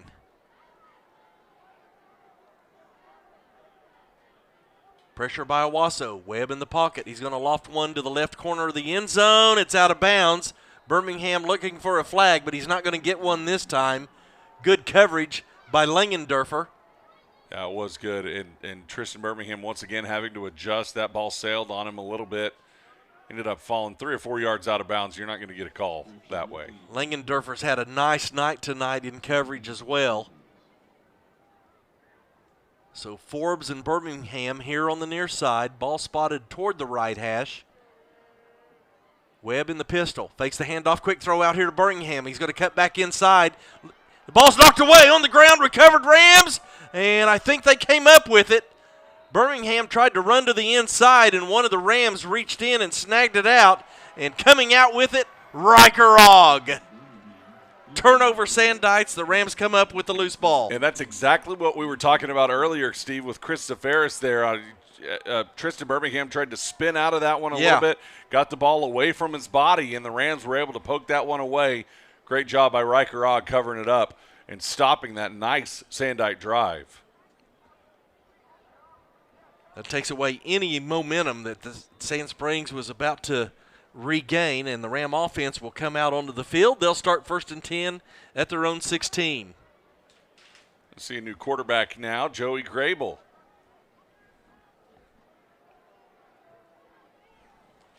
Try to get these names mentioned here. He'll turn around, hand the ball off, but not before we have a procedure call. You got to expect that with the younger players coming into the game. That'll back the Rams up 5 yards. All right, let's see, we've got a new tailback in as well. I believe that might be. We've got Tyler Van Zant back there. Might be Josh Alexander. Could be. We'll try to get their names mentioned. Here's the snap. Fake the throw, and then runs to the right, then throws it upfield. Had an open receiver. Close that time. Grable had a wide open receiver here on the near side. And that is Colby Whiteman. If he catches that, he had a lot of room because the Sandite defense had committed to the quarterback running. No doubt. 2nd and 15 for the Rams at their own 11-yard line. Graybill, the quarterback, takes the snap, the handoff, up the middle, runs into his own man but pushes the pile up beyond the 15-yard line, almost back to the original line of scrimmage, as we are under a minute to go here in this third quarter. I'll tell you what, Steve, even the 2s and 3s on the offensive line are big small. fellas, aren't they? And they moved the pile there. We got Hunter Goodenow in the game, 6'3", 275 at right tackle. Beside him, Matthew Boudreau, 5'10", 285 senior. Grable at quarterback in the pistol. Hands the ball off again and trying to go off left tackle this time. Not for much. Trying to gain that yard, and I think the Rams are going to be shy. And that'll be the final play of this third quarter as we have finished 3, 1 yet to go. They stopped the clock for a moment, and I'm like, why? Run that clock, please. So we'll head to the fourth quarter. It's Owasso 48, Sand Springs 14. This is Ram Football on 100.1 KYFM. At Jersey Mike's, they slice your order fresh right in front of you. And let me tell you, watching that can send a rush of emotions through a person. Excitement, impatience, baby-like wonder, indecisive, anticipatory chewing, nerves pacing, happy claps, and finally, jealousy, because that's this guy's sub. I should order one. Good idea. Sliced right in front of you. It's a Jersey Mike's thing. A sub above. There's a reason Duralast Roofing Specialist has been voted Best Roofing Company for 4 years in a row by the Tulsa World and Tulsa people. With top-of-the-line service, the highest quality materials, and expertise at getting your claim paid properly. Go with Zach Harbaugh and Duralast Roofing Specialists. Call today at 918-906-7800. Again, that's 918-906-7800. Welcome back inside the Christian Brothers Automotive Broadcast booth. We head to the fourth quarter of action, brought to you by Brew Coffee in Owasso. Your favorite coffee spot just got even better. Brew Coffee House has opened up a brand new location at 96th Street and Garnett. Sip, savor, and stay a while. Rams in punt formation. Nice high spiraling punt.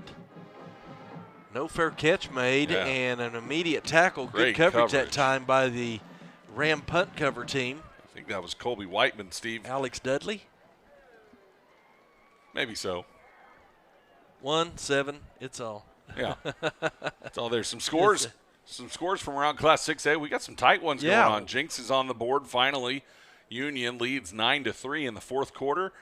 Broken Arrow 28. Mustang 27 as they are also in the third quarter of action. And Stillwater has tied it up with Enid 23 all. Wow. Edmond Santa Fe losing to Norman 27-7. A bit of a surprise there. Yeah. Handoff by Sand Springs over to the left. From the 50 down to the Ram 45-yard line. We see some more twos in there for the Owasso Rams. Mizell Maxon, in on that tackle after a gain of 4 yards. Hunter Marksberry at left defensive tackle.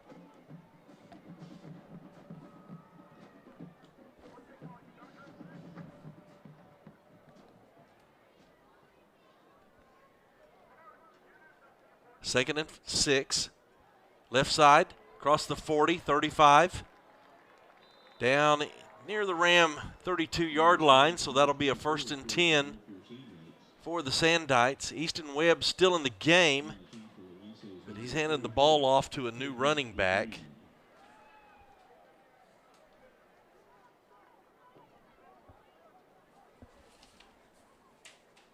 Kendall Page, a sophomore, 5'9", 165. Giving up about 50 pounds to Allie McCoy there, but some nice speed there. 1st and 10, Sandites. Another handoff, left side. Got some blockers in front. Tries to get to the outside, but he's not going to get there. Riker Ogg comes up and makes the tackle. Had a lot of guys drop their name in the hat for player of the game here this evening. No doubt. It's going to be a tough one. Yep. You're going to have to go to the stat book possibly. Yeah, might have to have that vote tiebreaker. Rob Williams doing a great job here with the stats. Brock Crawford and his crew doing the usual outstanding job for us through the live stream. We haven't heard from Brock in a minute. We got to get down there and make sure he's still okay down still there. Doing his job. Handoff again here, coming to the right side and going to be caught from behind. That might have been your man again, Nate Davis. Man, he's been all over the place here tonight, Steve. Got Zayden Davison coming in as well for the Rams. This is a big third down here. Love to get a stop. Kason Adcock in at linebacker. Familiar name. Yeah.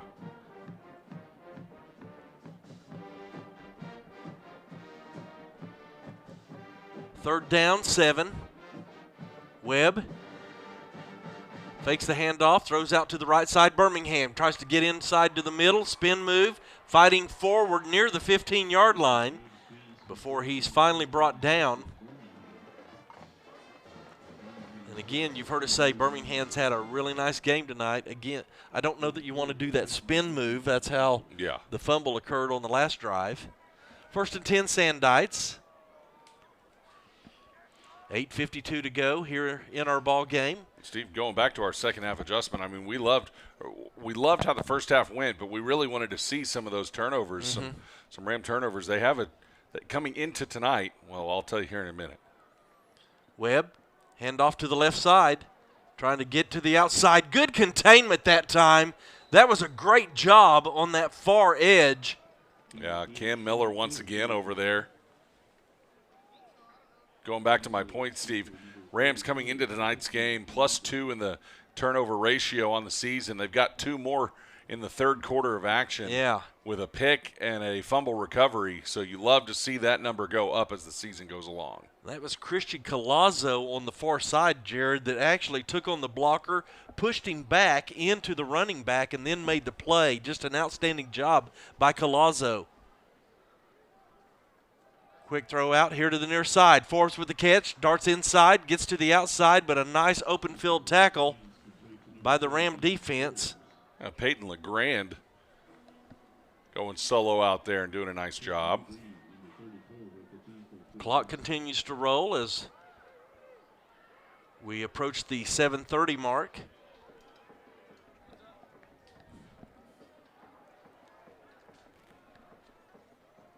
Sandites taking their time. I'm sure Coach Klink is using this as a teaching moment, getting some of his younger players in the game. Hand off to Page. He's going left again. There's Rams Shirts and a nice tackle. Oh, and he took a shot at the end of that one. Young man able to get up after the play, down to the Ram 10-yard line. 4th down and about 4. I think it was Darrell Green coming in over the top, all 280 pounds of him landed on the backup running back there.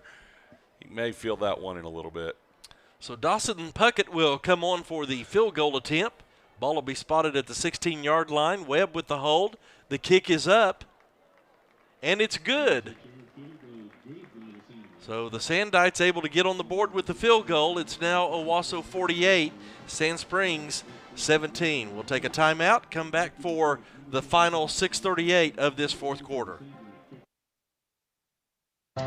Hello, Ram fans. This is Ray Adcock with Christian Brothers Automotive in Owasso, and we are proud supporters of Owasso Rams athletics. If you've kept your ticket stub from any home sporting event, you'll notice the backside of that is $20 off for any service at Christian Brothers. That's right. Oil change, alignment, diagnostic, repair, doesn't matter. And if you'll check in on Facebook when you're in the building, that's another $20 off. We're talking $40 off for any service. Come see us at Christian Brothers Automotive in Owasso. Well, Steve Mowry, boy, I sure could use a brew coffee right now. There you go. 6:38. Where can I get one? Yeah, 6:38 remaining here in the brew coffee fourth quarter.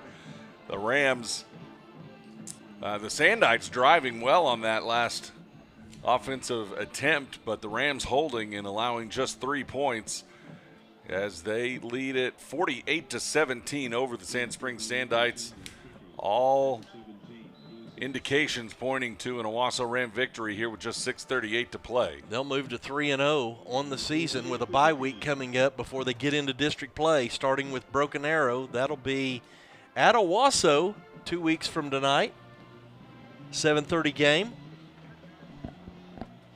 Broken Arrow in a Patriot tight Bowl. one here. Yeah, excited. Yes. Jim Glover Auto family. Absolutely. Folds of honor. There we go. It's going to be a beautiful night at Owasso Stadium.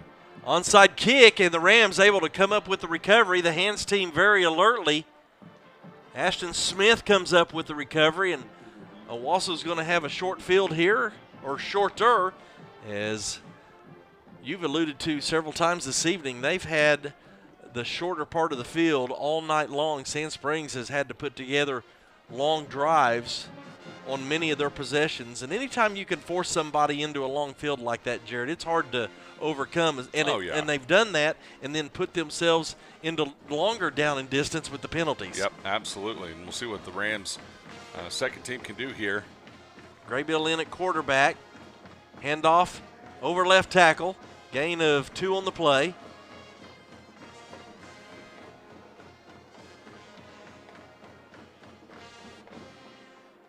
Rams taking their time, running the play clock efficiently. With the earful that Coach Klink gave his kicker after that onside kick, I'm not so sure that was warranted or intentional. Well, I wondered about that, or if. Yeah, but a nice heads-up play by Ashton Smith. Keeping his eye on the ball. Took a funky bounce as well, like it was an intentional onside kick. I wonder if that was a quick audible by the kicker. 2nd and 7. Rolling out to his left, and the throw, it's completed. Is that Kason Hodges? It is. Nice throw and catch.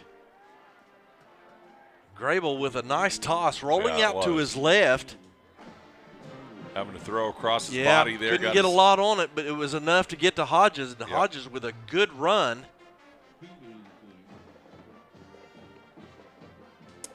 Ball will be marked at the Sandite 40-yard line. Only bad part is it stopped the clock. Well, yes. Stay in bounds, young man. Stay in bounds, please.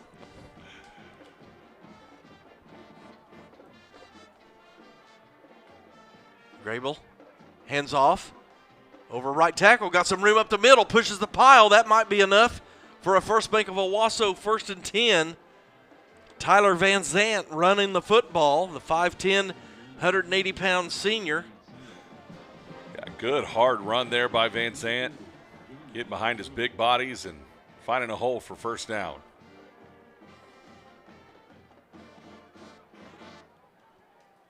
Graybill goes over and gets the play call from Coach Simmons. Coach Simmons and Morrissey just doing an outstanding job with this Ram offense. Boy. Jared, we've seen a couple of formations and a couple of plays where Owasso has worked their passing game in the middle of the field more than we've seen the previous 2 games. Van Zandt again's got some room, running hard, and finally caught. If he breaks free there, he's going to score, but he's going to be about 2 yards shy of a first down. And Steve, going back to what we've seen offensively here, we haven't had to get very creative with it tonight. Yeah. And I think we knew that coming in. Yeah. But this has been a fairly standard, a fairly base offense for the Owasso Rams. And why would you do anything else? Right? I mean, you don't want to give that extra film coverage to Broken Arrow, Union, and the rest of your opponents coming down the line. So a nice job staying basic with it and just executing well offensively tonight. Rams will run a tight formation with a single back, hand off to Van Zant. Tries to run off the right side and may have gained 2 on the play. Let's see if he got down to the 20-yard line.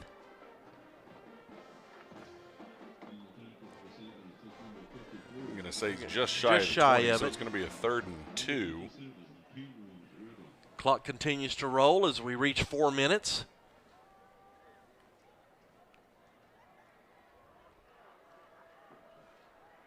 Yeah, you'll have to get home and get rested up for that big game tomorrow. Yeah, and with a 2-month-old at the house, that's always a crapshoot. Congratulations. So, thank you very much. Yeah. It's awesome. And be drinking plenty of brew coffee. Yeah.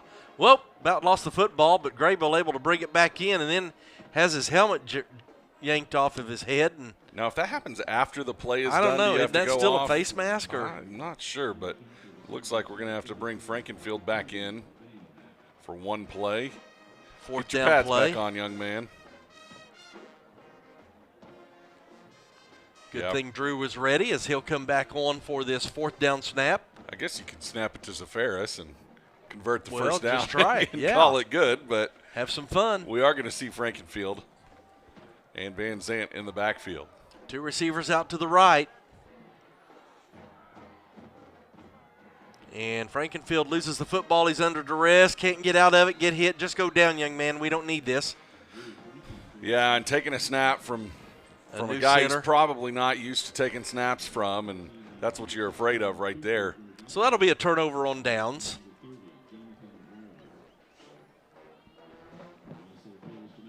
Yeah, one of those you just say cover it up and let's go. See if we can check out some scores. Broken Arrow has gone on top of Mustang 35-28. Deer Creek leading Norman North 35-10. Jinx and Union still 9-3 Redhawks. And Stillwater on top of Enid 31-23. Edmond North and Edmond Memorial in a battle. Memorial 22, North 13. Hand off to Page. He's dancing around on the inside, trying to get outside. Thought he had a little room for a moment, but that daylight turned darkness in a hurry. That was a nice job to get away from the initial tacklers, Steve, but Case and Hodges coming in and laying the wood. I said that, Jared. We've got another new running back. That's Chavez Williams in, and he's got some shake and bake to him there on the inside. They list him at 5'9", 200 pounds. But he That's can pretty scoot. good moving for 200 pounds on a 5'9" frame. I remember some of your dance moves on your honeymoon like man. that, brother. I'm telling you. It's Williams again. Tries to get out to the right side. 4 Ram shirts bottle him up and then bend him over backwards near the 35-yard line. Not sure that's safe for radio talk, Oh, Steve. yeah. Let's leave that, Keep that one to for ourselves. Yeah, let's keep that one to ourselves. Let's leave that one off. They the did air. tear down the hotel after we left, didn't they? They did, yeah. We can say that. We literally shut it them down. Oh, Boy, man. what a good time that was. Yeah. Let's just say when you're walking back to your room after your own wedding barefoot, Right. it's a good night. Yeah. You're still married, too. I mean, I'm proud of It's you, brother. incredible. Yeah. Ball's on the ground. Rams going to fight for it. I think Easton Webb may have been able to gather that back up. He's having a word with the referee. I don't know what about. The ball snapped back to him, and nobody moved except the Ram defensive line. A good heads-up play by that Owasso defensive line to get back there quick. I'm sure, this has been probably a frustrating night for Easton Webb. I mean, a lot of pressure. He's had to run around quite a bit, but, man, he's done a nice job. I tell you what, he having, again, I've gone back to this a couple of times. It was unexpected to me that Sand Springs could play as clean of a baseball game as they did in that semifinal, and a lot of that momentum was due to Easton Webb's ability out on the mound. Fair catch called by the Rams at their own 38-yard line, but he's just an impressive athlete and just a junior. He'll be back next year as well. Yeah, it's gonna be that's gonna be a fun one. I Yeah. hope we get the Sandites again because that would be fun. That could be a good matchup there. We will in district play, so that baseball district, I think they're in with us. So we need a welfare check on Brock Crawford. Make sure he's Brock, still awake down there. Give us an update down there. Brock, are we going to get a post-game interview? We will try our best to get Coach Graham down in here on the microphone at the end of the game. I've been impressed with these second half defensive adjustments. It's been that way the last 2 weeks. We've come back in the second half and our defense has just played lights out, especially tonight, only holding the Sandites to 3 points. Exciting to see those young guys get in on the game as well. I know that makes it fun for the whole football team. Those guys practice hard, and it's a special moment for them to get out here onto the field. As we're under a minute to go, the Rams are going to take a knee and run this clock out, and we'll move to 3-0 on the season. Jared, I mean, we talked about it. The Rams came in, did what they had to do, started fast. Sand Springs, to me, they're going to be impressive in 6A2. Yeah, I think so. So that I think they can hold their head high as they leave the ball game here tonight as well. Yep, no doubt. Sand Springs has some pieces to be successful. And like we said, Bobby Klink in his 5th year as head coach here for the Sandites, 4 straight winning seasons. They're putting it together, and I would expect them to make a run toward the end of the year.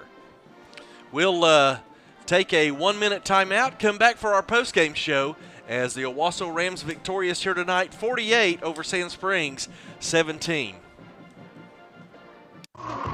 Owasso, your favorite coffee spot, just got even better. Brew Coffee House has opened a brand new location at 96th and Garnett. Come in and enjoy our handcrafted lattes, fresh pastries, and cozy atmosphere, now in a more convenient spot.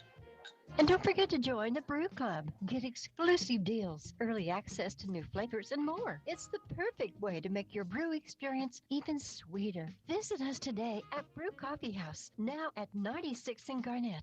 Sip, savor, and stay a while. Hello, Ram Nation. It's Coach Graham. Owasso football strives for excellence on and off the field, and our partners at Jim Goda Auto Family have the same commitment too. That's why they're Oklahoma's highest rated Dodge Chrysler Jeep Ram dealer. Their unwavering dedication to always offer the largest selections at Oklahoma best prices is unmatched. Plus, their standard of excellence in customer service after the sale is the best of the best. When you need a vehicle, head to Jim Glover and tell him Coach Graham sent you.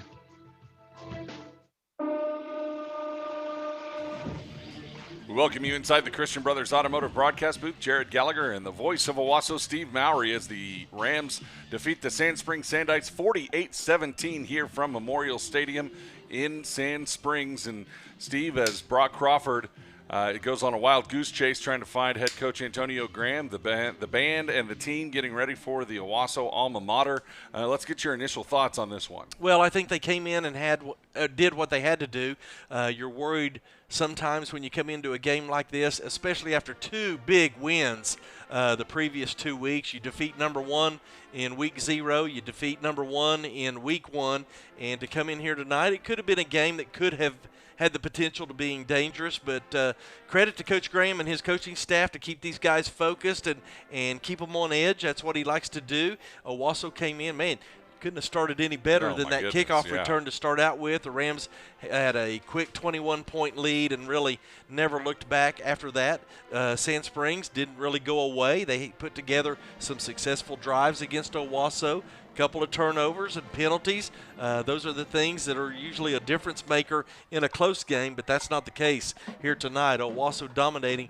Defense, wow, what can you say about them? Up front, linebackers, the defensive backs. Sand Springs has a good receiving core. The Rams were tested, but they didn't break tonight. Yeah, a lot of bend don't break there on that defense. And credit to the second team coming in here in the second half, allowing just 3 points in the second half of action. And most importantly, Steve, I think because you were able to build that big lead in the first half, you get an extra quarter and a half of rest for your ones going into a bye week. That can only help. Well, and as far as we know, Jared, no injuries, no real injuries in week 1, 2, or 3. We had a couple of guys out tonight that maybe had some minor sprains or whatnot. So you're going to go into a bye week relatively healthy, get healthier the following week before you host Broken Arrow. Yeah, absolutely. I know Ben Duggins was out this game. He sustained an injury in practice. Hillis. He's got some time. Yeah, absolutely. And so plenty of opportunities there. We'll see if Brock Crawford can track down head coach Antonio Graham in his third victory as a career head coach. Coach Graham, talk to us a little bit about the game tonight, the past 2 games, the impact that has going into a bye week before we start district play. Man, the biggest thing is, man, right now I think we're healthy, man, and that's the biggest thing is going through those 2 grinds like that, man, playing Bisbee, Jinx, and a good Sand Springs. We got out pretty dang healthy, man. And so just moving forward, we just got to get better next week on our bye week, get guys a little healed up, and just take it one day at a time. Walk me through some of these second half adjustments that we keep making week after week. Obviously tonight, defense came out, held the Sandites to 3 points. We had the fumble recovery. We had the pick by Bryson Brown. Talk me through about how your defense just keeps getting better and better every week. The biggest thing is, we just want those guys to get the guy on the ground and make them snap the ball again. And so we continue to just make them snap it again. Good things happen. And then on the fumble recoveries, man, you just got guys running to the football. And that's what defense is all about swarming. Thanks, Coach. Appreciate it. Back to you guys. All right, Brock, thank you for that report. The excitement in his voice.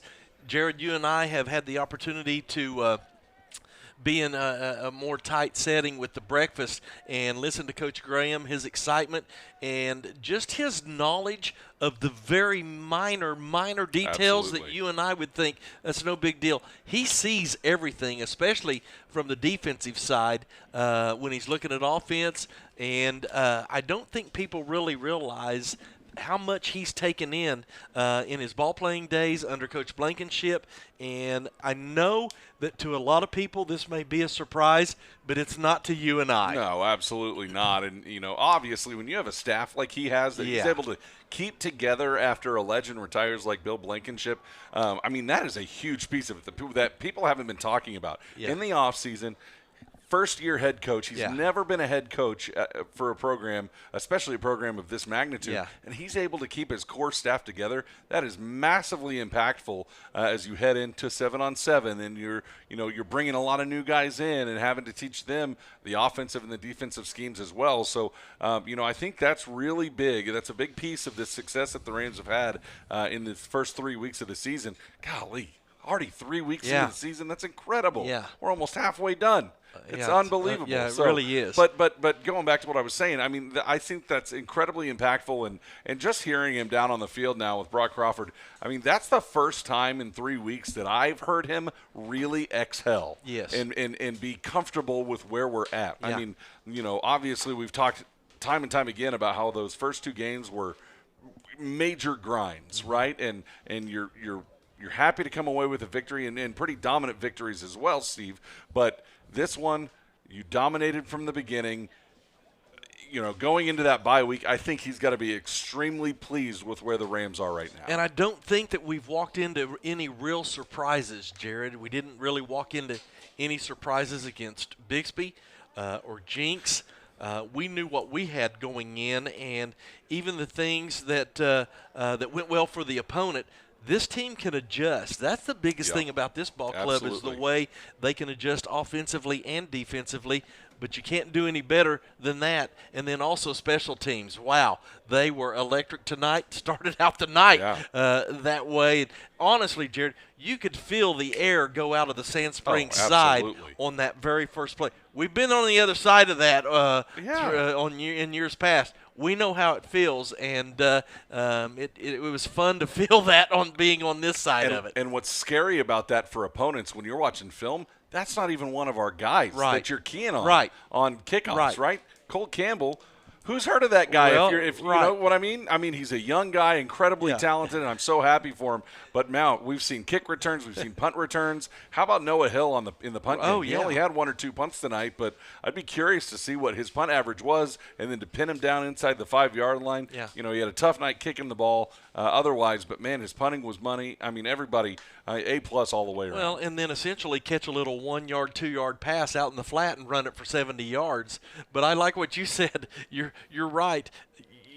You see what Tay Bethel did. You see what Noah Hill did. You come in tonight, you're watching film, and you're like, well, who is this guy? Where did he come from? who's our priority? Like, Owasso just reloads with guys, and they're healthy. So, it's it'll be quite a combination going into district play. Well, as we look at the final stats for tonight, thanks, Rob Williams, for putting these together. Steve, I want you to be thinking about our next-gen offensive and defensive players of the game, and we will get to those. But the final stats here tonight, the Rams ran 53 offensive plays, 424 yards. Drew Frankenfield was 14 of 18 passing. The Rams were 15 of 20 passing. 3 touchdowns, no interceptions. On the ground, 33 rushes, 142 yards, led by Noah Hill, actually, was our leading rusher with 4 rushes for 37 yards. So, again, just moving the things around. But Hall, Zafaris, and Maul all get on the board in the ground game with touchdowns. Noah Hill, Julius Wilson, Colton Sudbeck, Chris Zafaris, all catching touchdown passes for the Rams.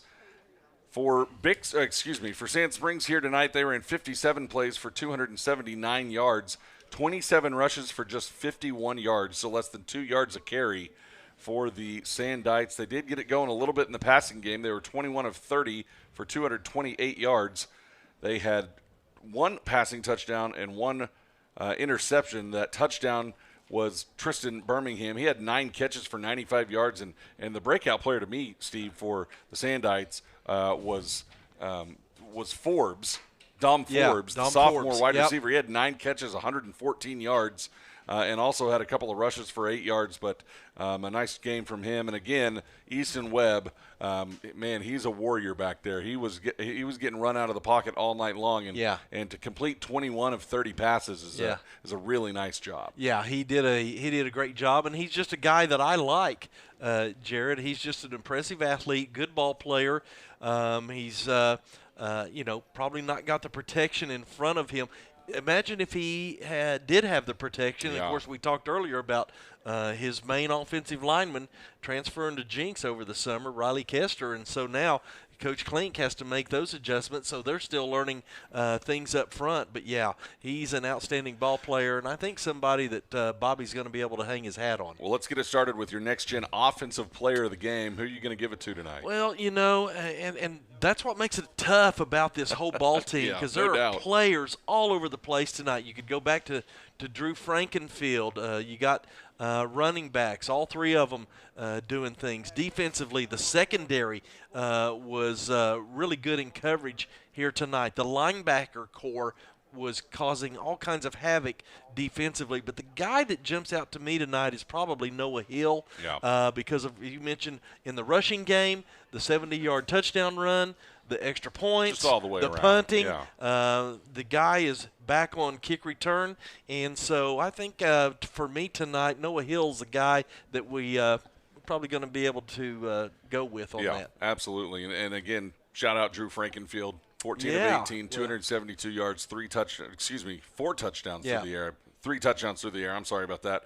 And just solid. Well, it's like last year. Knox Dyson. I mean, the games that he had last year, you could give it to him every year or every week, but you feel like you're unfair to the others if you do that. So Drew Frankenfield is kind of in that same kind of mold. Yeah. Noah Hill, our next-gen offensive player of the game. The next-gen offensive player of the game is brought to you by the next-gen ministries of First Church.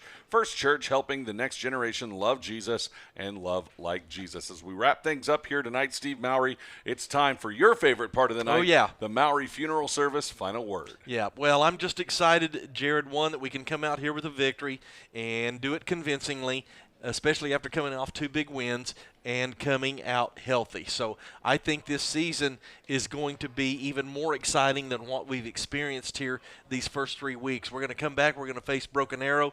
Then we're going to travel down to Union.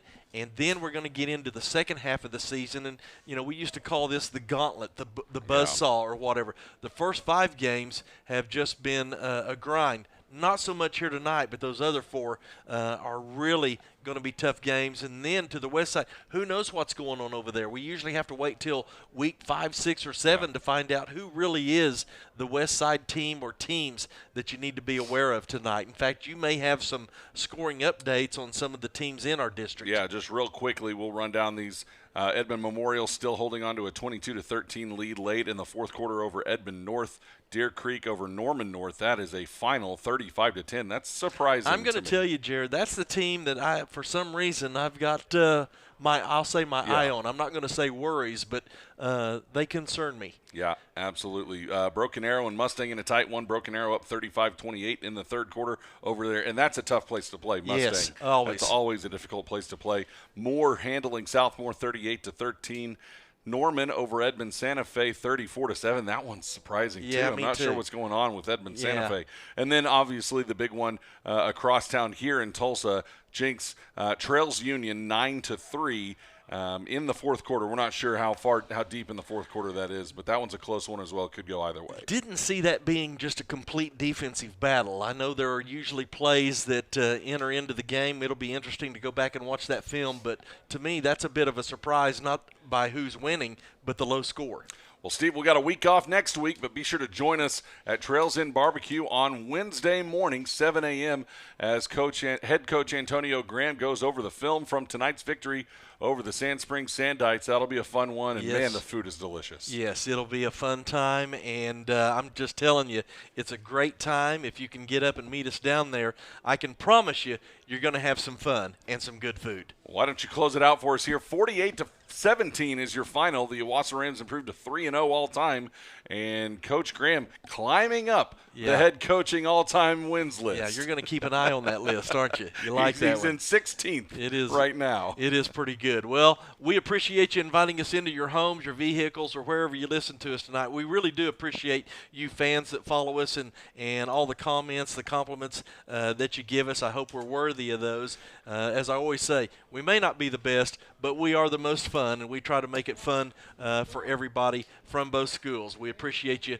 joining us here tonight. Want to thank Dave Waddell back in the studio doing such a great job producing us down there. And, of course, Brock Crawford, Johnny Thompson, and the live stream crew. Appreciate them. They're the best in the business. And Brock Starr on the sideline tonight giving us some bonus action as well. Rob Williams, the usual stellar job with the stats here tonight. For my main man, Jared Gallagher, I'm Steve Mowry. This has been a production of the Owasso Sports Network with Owasso Rams moving to 3-0 on the season with a 48-17 victory over the Sand Springs Sandites. Take a week off. Join us in 2 weeks as the Rams will be back home as they host the Broken Arrow Tigers. That'll be a 7 o'clock start. Hope you can join us. Have a great week, everyone.